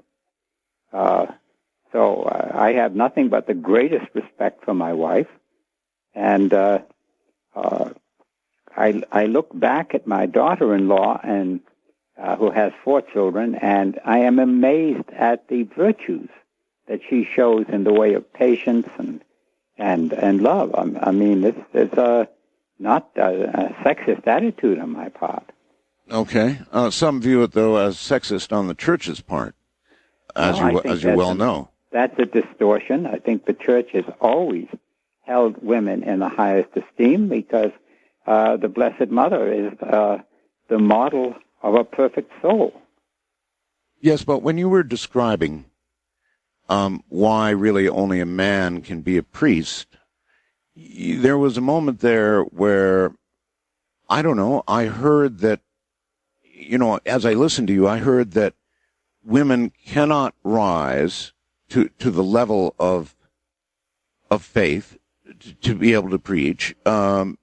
Just no, because, I didn't say they cannot rise to the level. Because Christ was male. No, I didn't say they couldn't rise to that level. Okay. Many times women are much more saintly than men. Saintly. But because the priesthood depends upon trying our best to be Christ-like, it does involve maleness. The male. Okay. International line, you're on the air with Father Kumaraswamy. Yeah, Art, is that you? That's me. Hey, it's Michael calling from Minneapolis. Yes, Michael. Yeah, hey, Father, it's an honor to talk to you. Yeah. And I don't know if you know my uncle. He was on a council in the Vatican. He's a physician like yourself, and his name is Dr. Robert White. Oh, my gosh. And he just retired a little while ago, but he's a former neurosurgeon. Do you know who that is? Father, do you know who this man is? He's a doctor who transferred, now you stop me if I'm wrong, but go ahead. Actually transferred heads. On monkeys. On monkeys, yes. He actually actually, I interviewed him. Oh, did you? Yeah. I didn't know that. Yeah, and I think I did. Yeah, I did. Or somebody that worked with him or something. Anyway, definitely he transferred heads of monkeys and from one monkey to another. And in fact, these heads, the eyes blinked, the senses appeared to be working. He successfully did that. Now, we're going to have to turn this into sort of a science. Yeah, it's actually a question about the soul, actually, Art. Fire away. Go ahead. He did that experiment with monkeys for about 20 or 30 years. I think he did it probably a total of 10 times. And his goal, and he still is working on it, even though he's retired from surgery, but his goal is to have that done with humans. Because sometimes you have somebody who is brain dead, like Terry Schiavo, the girl in Florida, and somebody who is dead from the neck down, who's paralyzed, like Christopher Reeve. And his goal in science is to do, it sounds so radical and horrible, but it's sort of like an organ transplant, but with the head. And so he got into a discussion, my uncle, with the Pope about where the soul resides. And it was my uncle's opinion that the soul is in the brain. And the Pope kind of looked at him and kind of just gave him a look to my uncle. And which Pope? Pope John Paul. Okay. Yeah, and it's in the Reader's Digest November 2002 article, but about this interaction with the Pope. But the Pope that's his domain about the soul. But I'm wondering if you have an opinion if the soul resides in the brain or where it resides. I do have an opinion that it resides within the human being. Okay. Not whether just I the can brain? locate it in the right or left hand or in the brain, I don't think I can do that. But I think in terms of transplanting heads, the real issue is, can you hook up the thousands of neurons in the spinal cord? And I'd like to know if any of these monkeys could scratch their backside. No. I think the answer to that is no. If I recall correctly, their spinal cords, of course, were not attached. However, the head appeared to be functioning normally otherwise. Is that correct? Yeah, that is correct. The longest he got, the best results he got with the transfer of heads was about 8 days. That's quite a while. It is. Right, but it still did not involve connecting up the spinal cord. Right. And if you take Reese, for instance, poor man, it would be the connecting up of the spinal cord which would have returned him to a functional state. But he still seemed to have a soul. Oh, indeed he did. Listening to that commercial with regard to shopping, that was exactly right. I'd rather wait in the car. And I always did wait in the car. Now, I'm doing all my own shopping, and I have become convinced that for whatever devious reason it might be, many stores intentionally hide certain products, making it impossible for the normal person to find in the array of possible products. I mean, if you're looking for toothpaste, there will be every kind of toothpaste. Anyway, long story. First-time caller line, you're on the air. Hi. Hey, Art, how are you? I am reasonably well. Good. This is Nick from Indiana. Yes, sir. Hey, I wanted to let you know that you came up with something a couple months ago, and I wanted to call and tell you that you were right on. But you said that basically the reason that, we didn't hear anything about UFOs or flying saucers, or even the term flying saucer didn't come out until 1947.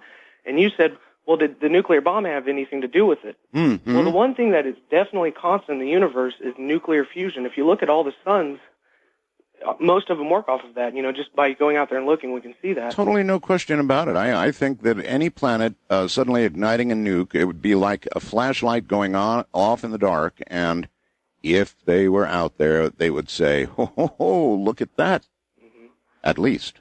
Especially an advanced race that would be able to travel outside of their system would understand how their sun works, of course. Yes. So, and then here we are just detonating them like they're 4th of July, so... But that's all I wanted to say, and I just want to say thank you for all the work you do, and keep up the good work. Thank you very much for the call. Yeah, sure. It would be the one thing that would differentiate a very important point for any civilization. When that thing went off, it would absolutely be a marker. Oh, look, they've discovered element 92. Now we better pay attention. And, of course, since then, we've had endless UFO sightings. Wildcard Line, you're on the air. Good morning. Art, so good to talk to you. Thanks for taking my call. Professor here in Columbus, Georgia. Yes, sir.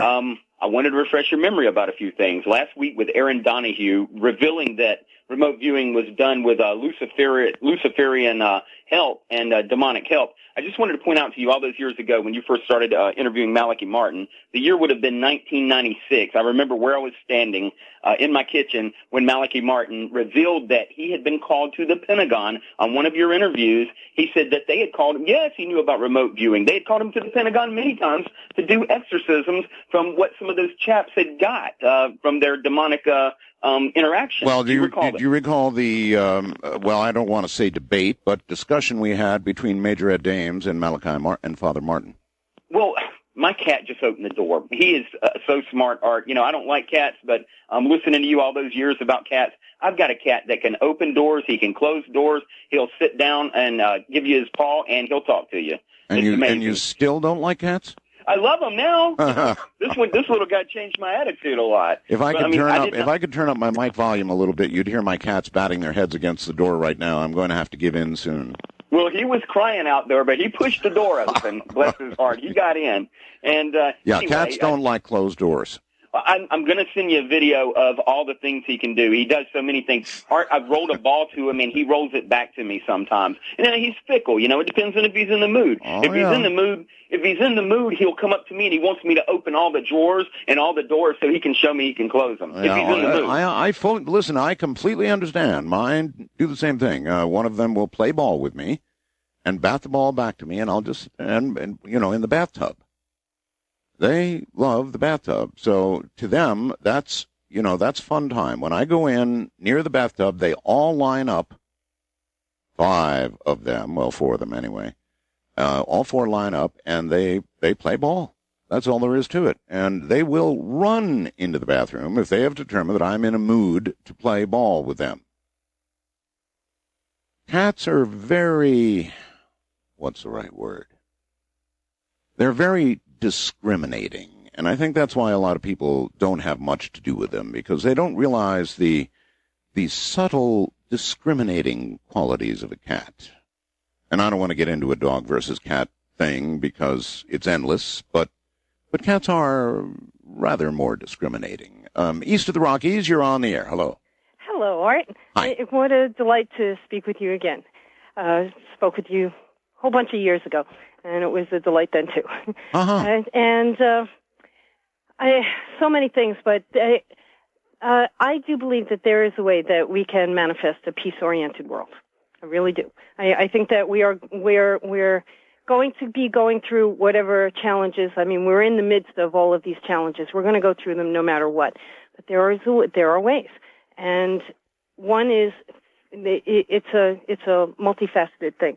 The first part is to first recognize and acknowledge that 500 years ago there was an invasion on this part of the earth, and I think it was not necessarily only across the seas. I think an invasion. An invasion. Yeah, are you talking about an alien invasion? Yeah. Yeah. I 500 think, years ago. Well, you know, it certainly it came from across the seas. I mean, the people who were living here 500 years ago, and for much time before that, were people who recognized that the earth was here, that we were interconnected with it, and they were not all perfect people either, but they recognized that there was that we had to take care of everything, take care of it for the next 7 generations. Well, we're not doing a real good job at the moment. No, we're certainly not. And with regard to peace, dear lady,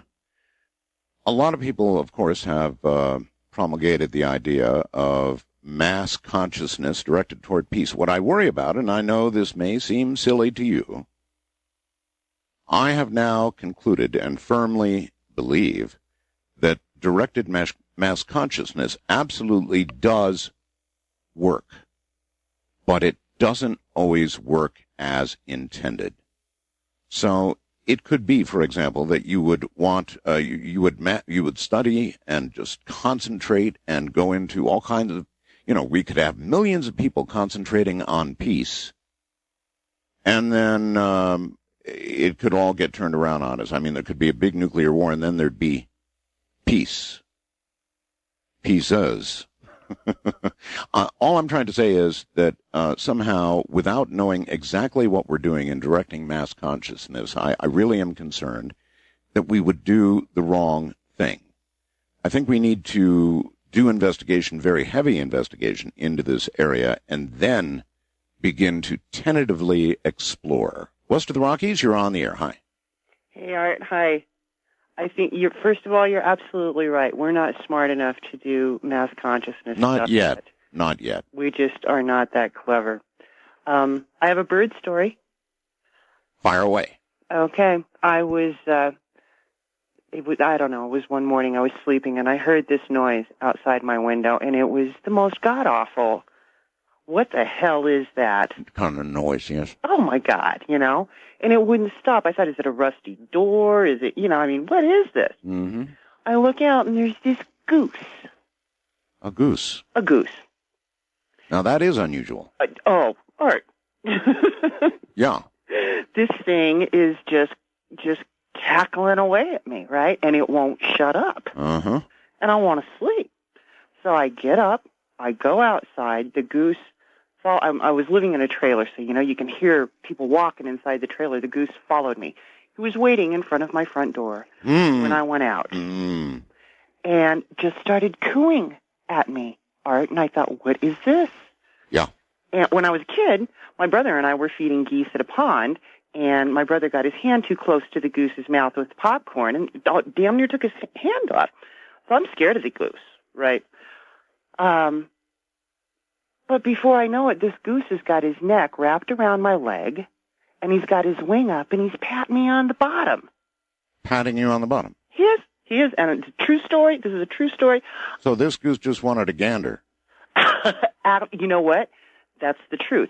I found out he was widowed. The people who owned him ate his mate. Oh, man. And he decided that I was it.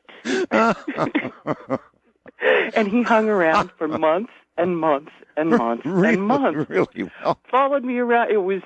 And you know what, Art? It was one of the darkest, most miserable periods of my life. And I think if it hadn't been for that goose to give me some sort of wonder and awe at life, I might not be here. That's a remarkable story. There's something about these feathered friends of ours, some sort of something, and I haven't put it all together in my mind yet, but I'm telling you. There's something that I've heard about called the secret language of the birds. Do you know anything about that? No, I don't. You know what? It's something that I think if I'm able to, if I can find a guest on the subject, I'll explore it. Oh, I would love that because it's one of the most, I've done a Google on it before, and it's this heavy, mystical thing, but it's fascinating. Oh, I couldn't agree more. Thank you very, very much for your call. I couldn't agree more. There is something about birds, and I don't, they're harbingers. I believe they're harbingers, and not just of the negative necessarily, although that has been my experience thus far, but they're definitely harbingers. I've seen them depicted. Remember Captain Trips? They used birds in that way. A lot of movies have used birds in that way, right? International line, you're on the air. Good morning. Well, if I push the button, you are. Now you're on the air. Hi. Good morning, Art. Good morning. It's Jeff calling. I live about 80 miles north of Toronto. Welcome. I haven't spoken with you for about a year now, but, by the way, I live with 7 felines, so I completely concur with your feeling with regards to them. Pinball's my favorite. He just loves to sleep in the... I wouldn't have done this, sir, except... I don't know. I'm just a soft touch. Oh, I know. Art, the reason why I wanted to call tonight, I wanted to share with you a rather extraordinary, mysterious murder that took place either 2 weeks ago tonight or tomorrow morning in Mexico, in the Yucatan Peninsula. There was a couple who had gone down to resort from a small town north of Toronto to celebrate their daughter's upcoming wedding, which was going to be taking place on the 22nd of February. And on the Monday morning, they were everybody had congregated for breakfast. The parents weren't there. The staff went up and found the two people had their throats slit. Wow. Yes. Why are you telling me this? It is now turned into a rather international incident. I would imagine. Because what has happened is that immediately, the damnedest thing is that nobody was questioned. The first thing that happened, the blood stains and everything that were in the hallways coming from the room were cleaned up. And the federales immediately said that there is no way that it was done by any locals, that it must have been a professional hit. People who had been down in at this resort for a previous wedding a couple of days earlier, they left and flew back here to Canada, and now we've got these two single mums from a place called Thunder Bay who are now being fingered as the most likely perpetrators of this hit. All right. Well, I'm going to hold it right there because it sounds like a case that is still being, in the investigation stage, and I'm not so sure that I want to proceed with that line of a discussion. I'm very sorry to hear about that, of course. And, you do take your chances when you go to a foreign country. Americans really have to remember that other countries are a bit more dangerous than America is. Other countries don't have quite the same rights as we are used to here in America. I think a lot of Americans who have not traveled think or feel that these rights are kind of universal. Let me tell you, they're not. And you can get in an awful lot of trouble in a foreign country without any recourse as you would have here in America. So check into the laws of wherever you go. It can be dangerous. West of the Rockies, you're on the air. Hi. Good morning, Art. Well, actually, it's not morning there, is it yet? Well, that's all right. I think of most of it as morning anyway. What's up, sir? Well, I was just wondering, this is Thomas from Alaska, and when you first moved to Pahrump, did you go off-grid or anything like that? I'm off-grid now, sir. You are? In other words, I have the capability to be hooked up to the grid. That's here. But, no, I'm off-grid. I've got solar and wind power.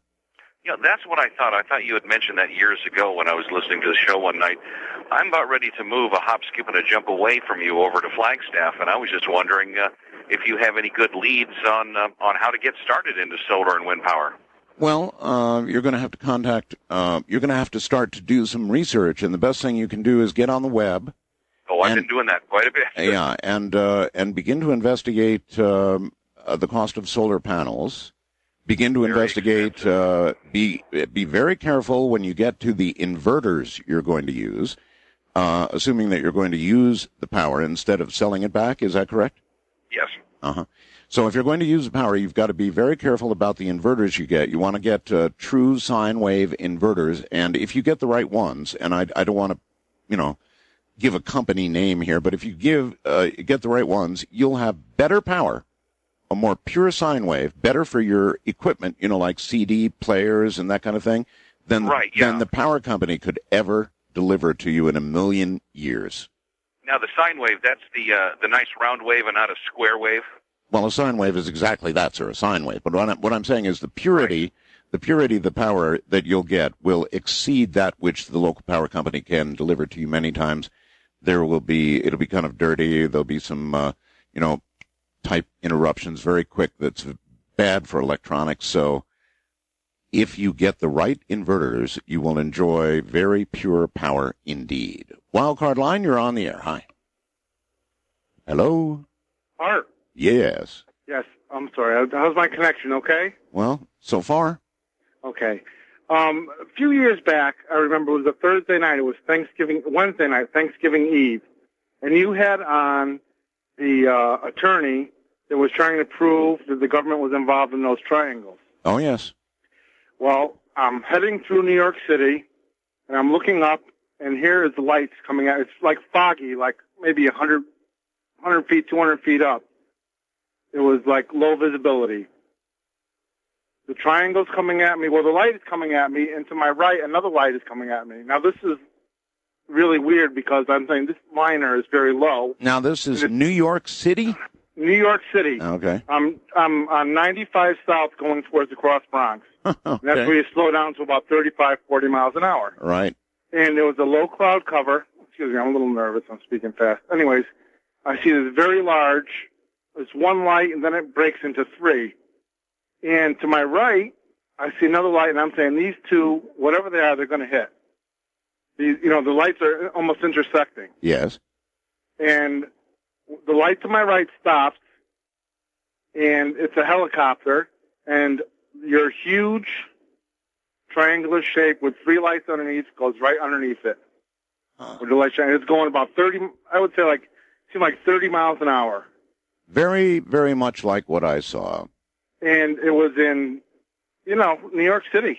Yeah, well, that's the other odd thing, isn't it? I mean, there you've got a city full of millions and millions of people, but more so in New York than perhaps anywhere else. People don't look up, sir. If you're in New York, you're looking at what's directly ahead of you. You're looking down the street. You're looking at a million different things, but you're not looking up. And there's a lot of, this is pre-9/11, of course. Yeah. But this is very low, and I'm saying to myself, what is this guy doing? And then I see the other one coming towards it, and that's what caught my eye. The two lights were coming together because there's a lot of air traffic around the city.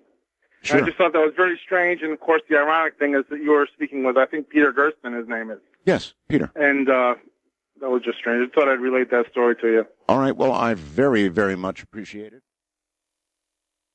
As I mentioned earlier, in an Orthodox Hindu setting. He then, amazingly, I mean, what a change, graduated from Harvard University and then went on to medical school. He spent 30 years as a thoracic and cardiovascular surgeon. Holy mackerel. Then following his retirement from surgery, he retrained in psychiatry. He's published fairly extensively, both in the fields of medicine and theology. In 1997, he was ordained by the traditional rites in the Roman Catholic Church. At present, he teaches and maintains a small practice in psychiatry, mostly dealing with problems involving the interface between religion and psychiatry. That alone should be interesting. So apparently he knew Father Malachi Martin. So in a moment, this should be quite an adventure. Once again, Father Kumaraswamy. Welcome back, Father. May I make a minor correction? You may. You said you called me an exorcist. Now, I should like to make it clear that because of my age and health, I no longer am doing any exorcisms. I understand. All right. What is your age, if we might ask? I'm 76. 76. All right. All right. I would also like to sort of relay something onto you. As I do the program, Father, I get these little computer messages from listeners, as it's going along. They can send them. And one of them that I've got here says, from James in, Toronto, Canada. He says, Art, the statement from your guest that homosexuality is evil is just plain hurtful and mean. I'm a gay man, and I don't remember choosing my sexuality, and I go about my life treating others with dignity and respect. How can love be evil? I kind of agree with that, Father. How can love, even if it's something that I might not agree with, or the church might not agree with, but if it's love, how can that be evil? I'd like to understand that myself. Well, love is dependent upon the will, and one can love bad things as well as good things, so that not all love is to be necessarily approved. Now, I certainly insist that I would treat a homosexual with dignity and with respect. that doesn't mean that I necessarily would approve of his lifestyle. Yes. As a Catholic priest, I am obliged to adhere to the teaching of the Church, and as such, I cannot give approval to the lifestyle. But as for treating a homosexual without dignity and respect, that would also be against my religion. So the Church, then, is the last word on this? It would be, for me, the last word on pretty much everything. All right, Father. With that in mind, in the Bible, what would you quote in the Bible to uphold your point of view, or the Church's point of view, with regard to homosexuality? Is there anything specific that you would? There are passages in Scripture. I can't quote them off the top of my head, but there are passages both in the Old and the New Testament that speak against homosexuality, and the whole.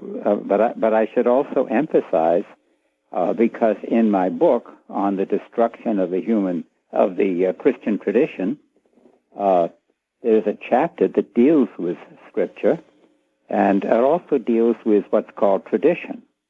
So for a Catholic, one is not entirely dependent upon Scripture. One also depends upon the traditional teachings of the Church, which are found outside of Scripture. Yes, Father. The destruction of the Christian tradition is indeed the title of your book. The destruction of the Christian tradition. Can you give me a capsule view of what you mean by the destruction? Well, in essence, I think the Christian tradition, which includes Scripture, has been under attack for the last 300 years, and it has been all but destroyed. It cannot be completely destroyed because it speaks to the truth, and you can't destroy the truth. But certainly the ordinary way in which the Church presents itself has been drastically changed. And ever since Vatican II, which is also discussed in the destruction of the Christian tradition, ever since then, the kind of destructive forces have been, as it were, officially put into the middle of the Church. Wow. Again, kind of in agreement then with Father Martin. Yes, I would say that we were in full agreement about almost everything. Well, I've heard stories that, for example, at one time, reincarnation was embraced by the Church as what occurred, and that a certain council, Nicaea, I believe it was, virtually erased that from Scripture. Is that true? Well, I certainly think that reincarnation is not a Catholic belief, even though I'm told that at certain polls that as many as a third of Catholics believe in it. Actually, reincarnation is, strictly speaking, not even a Hindu belief, though there are many people in India who do believe in reincarnation. Mm-hmm. In fact, also I would add that there's nothing in the Quran about reincarnation. So I think that even the word was hardly in use in the English language 300 years ago. Can you trace the origins of it at all? Well, mostly it is the spiritualists who have talked about reincarnation rather than the theologians. And spiritualism kind of believes that they believe the soul evolves and grows and goes through various reincarnations until somehow or other it gets to that stage where it becomes one with something or another. But one with something or another. I'm not sure quite what. That's kind of an odd thing for a priest to say, with something or another. Why do you... I don't know what reincarnated souls eventually get to. I see. But from a very orthodox Hindu point of view, the last thing in the world one would want to do is be reincarnated. And also, if you can be reincarnated in something higher, you can also be reincarnated in something lower. That's a point I hadn't considered. You always think up. Most people always think up, I guess. So, yes, I suppose one could be reincarnated and be very disappointed. I think, actually, it's interesting. Max Mueller, who mistranslated a passage, talked about being reincarnated as a cockroach. Mm-hmm. Well, the last survivors, they say. So when you write about something as controversial as the destruction of the Christian tradition, how do your colleagues respond? What kind of response have you had?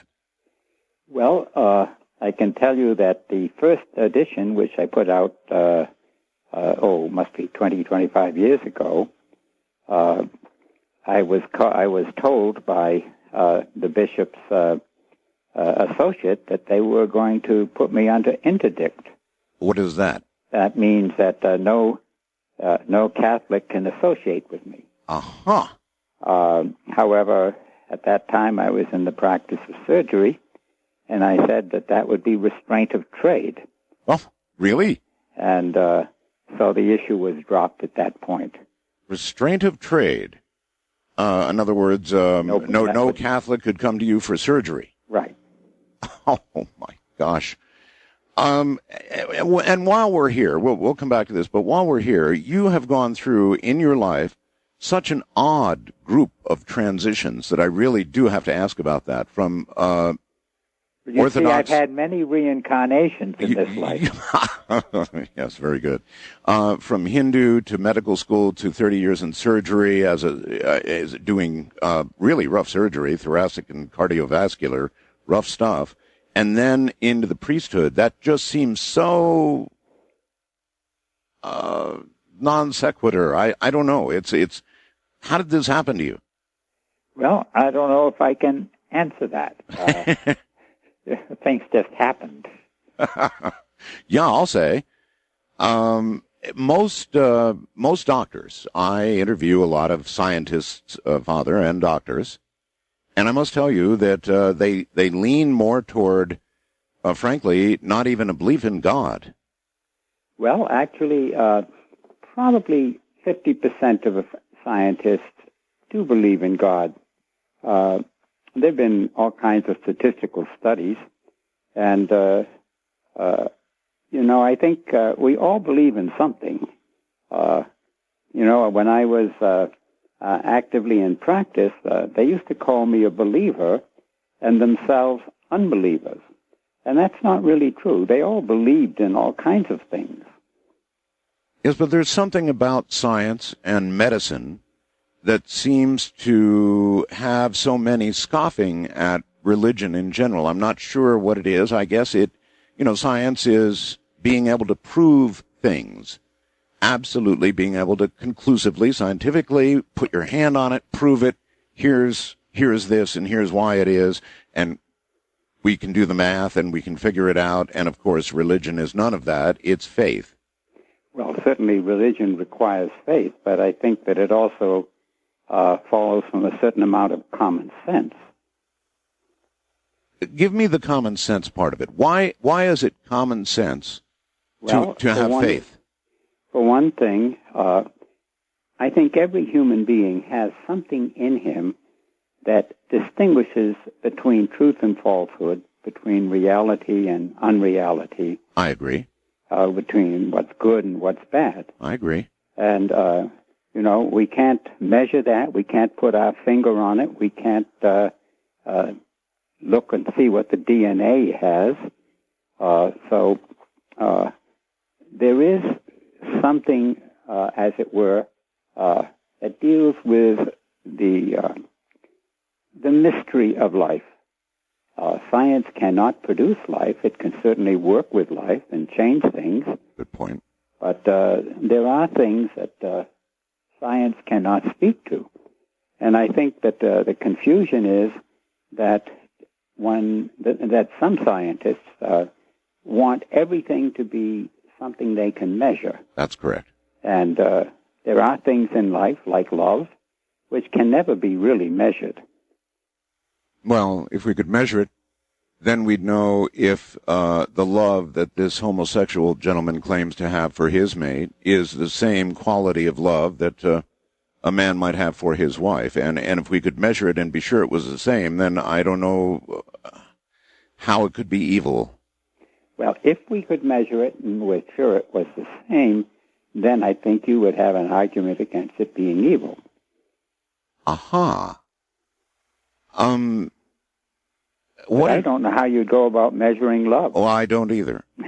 I don't either. There was a movie which gave me a great line, and I will usually line somebody up for the duck shoot by asking them, when we're talking about matters of faith and things like that, I will ask them, do you love your mother? Well, of course, the answer is yes, and then I respond by, prove it. Prove it.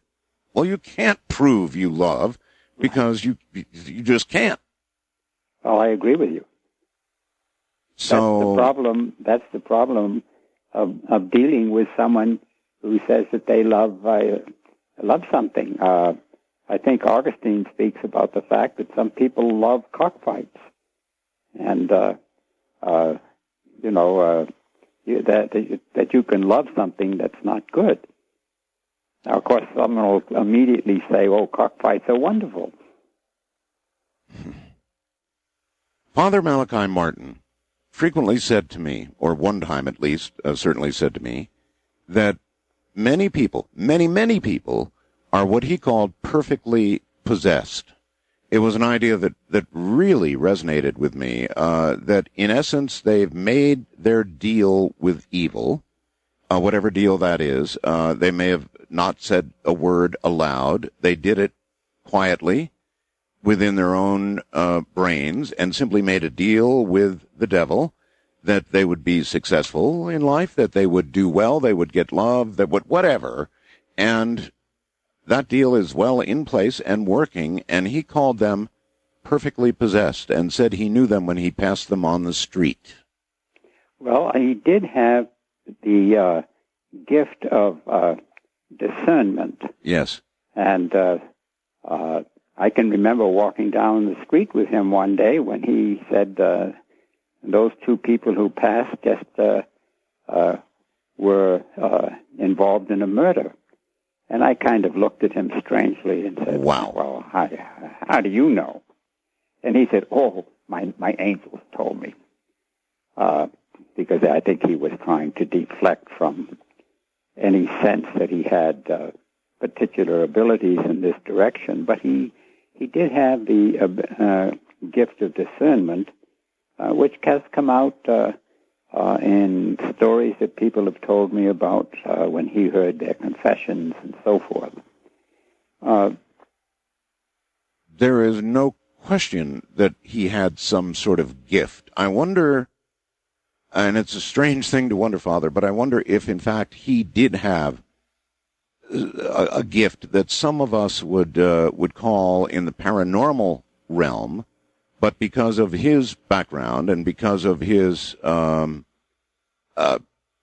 devotion to the church, he would just naturally attribute to something from God. Well, I think he certainly had the ability to perceive things that we would normally call paranormal. There you are. I mean, I could see that if you were in a conversation with somebody, you might discern that perhaps they were involved in something, awful. But to just simply pass strangers on the street and discern that they were involved in a murder, Father, that's, that's a little unusual. That's why I looked at him kind of strange. But I want to get back to the question you asked about perfect possession. Possession, yes. The issue here is one of the will. and the freedom of the will. And to be perfectly possessed is someone who has knowingly and willingly given his will over to Satan. Yes. Now, it's a very interesting thing that the will has a certain freedom, and this speaks to something, again, that cannot be measured. But even someone who is perfectly possessed, there is an element of freedom in the will so that he can go to a priest and say, look, I made a mistake. Please help me. So, but nevertheless, someone who willingly gives his will to Satan is obviously completely possessed by him, because complete possession implies the control of someone totally. And if you control the person's will totally, then you are, as it were, completely in the possession of the person who controls it. Mm-hmm. However, most people, complete possession is not that usual. Usually people are under attack, and they may be possessed or obsessed, and it's a different situation than that sense of complete possession. All right, Father, hold it right there. Including being a physician and doing surgery for 30 years, and now a Catholic priest. I've got a very good friend who works for the Intel Corporation. I'm not going to give his last name, but I happened to wander out, and he sent me a fax. Now, many people have my fax number these days, but he faxed me. Don't know if I told you this, Art, but I went to lunch with Malachi Martin when I was in New York on Intel Business about a year before his death. I'm still amazed he took the time to talk. I sent him a fax and introduced myself, mentioned I'd been a guest on your show, and he agreed to meet. Well, you might know who this is now. He was very gracious. I met him at his apartment. We went to a nice nearby restaurant on the Upper East Side where he lived, then went back to his place afterward and helped him a bit with a computer problem. I asked him twice about the third secret over lunch, but he nicely deflected the question, except he said it was very bad news. He spent a great deal of time talking about his displeasure with the local New York church hierarchy and how the current church had strayed from the old traditional Mass. We'll ask about that in a moment.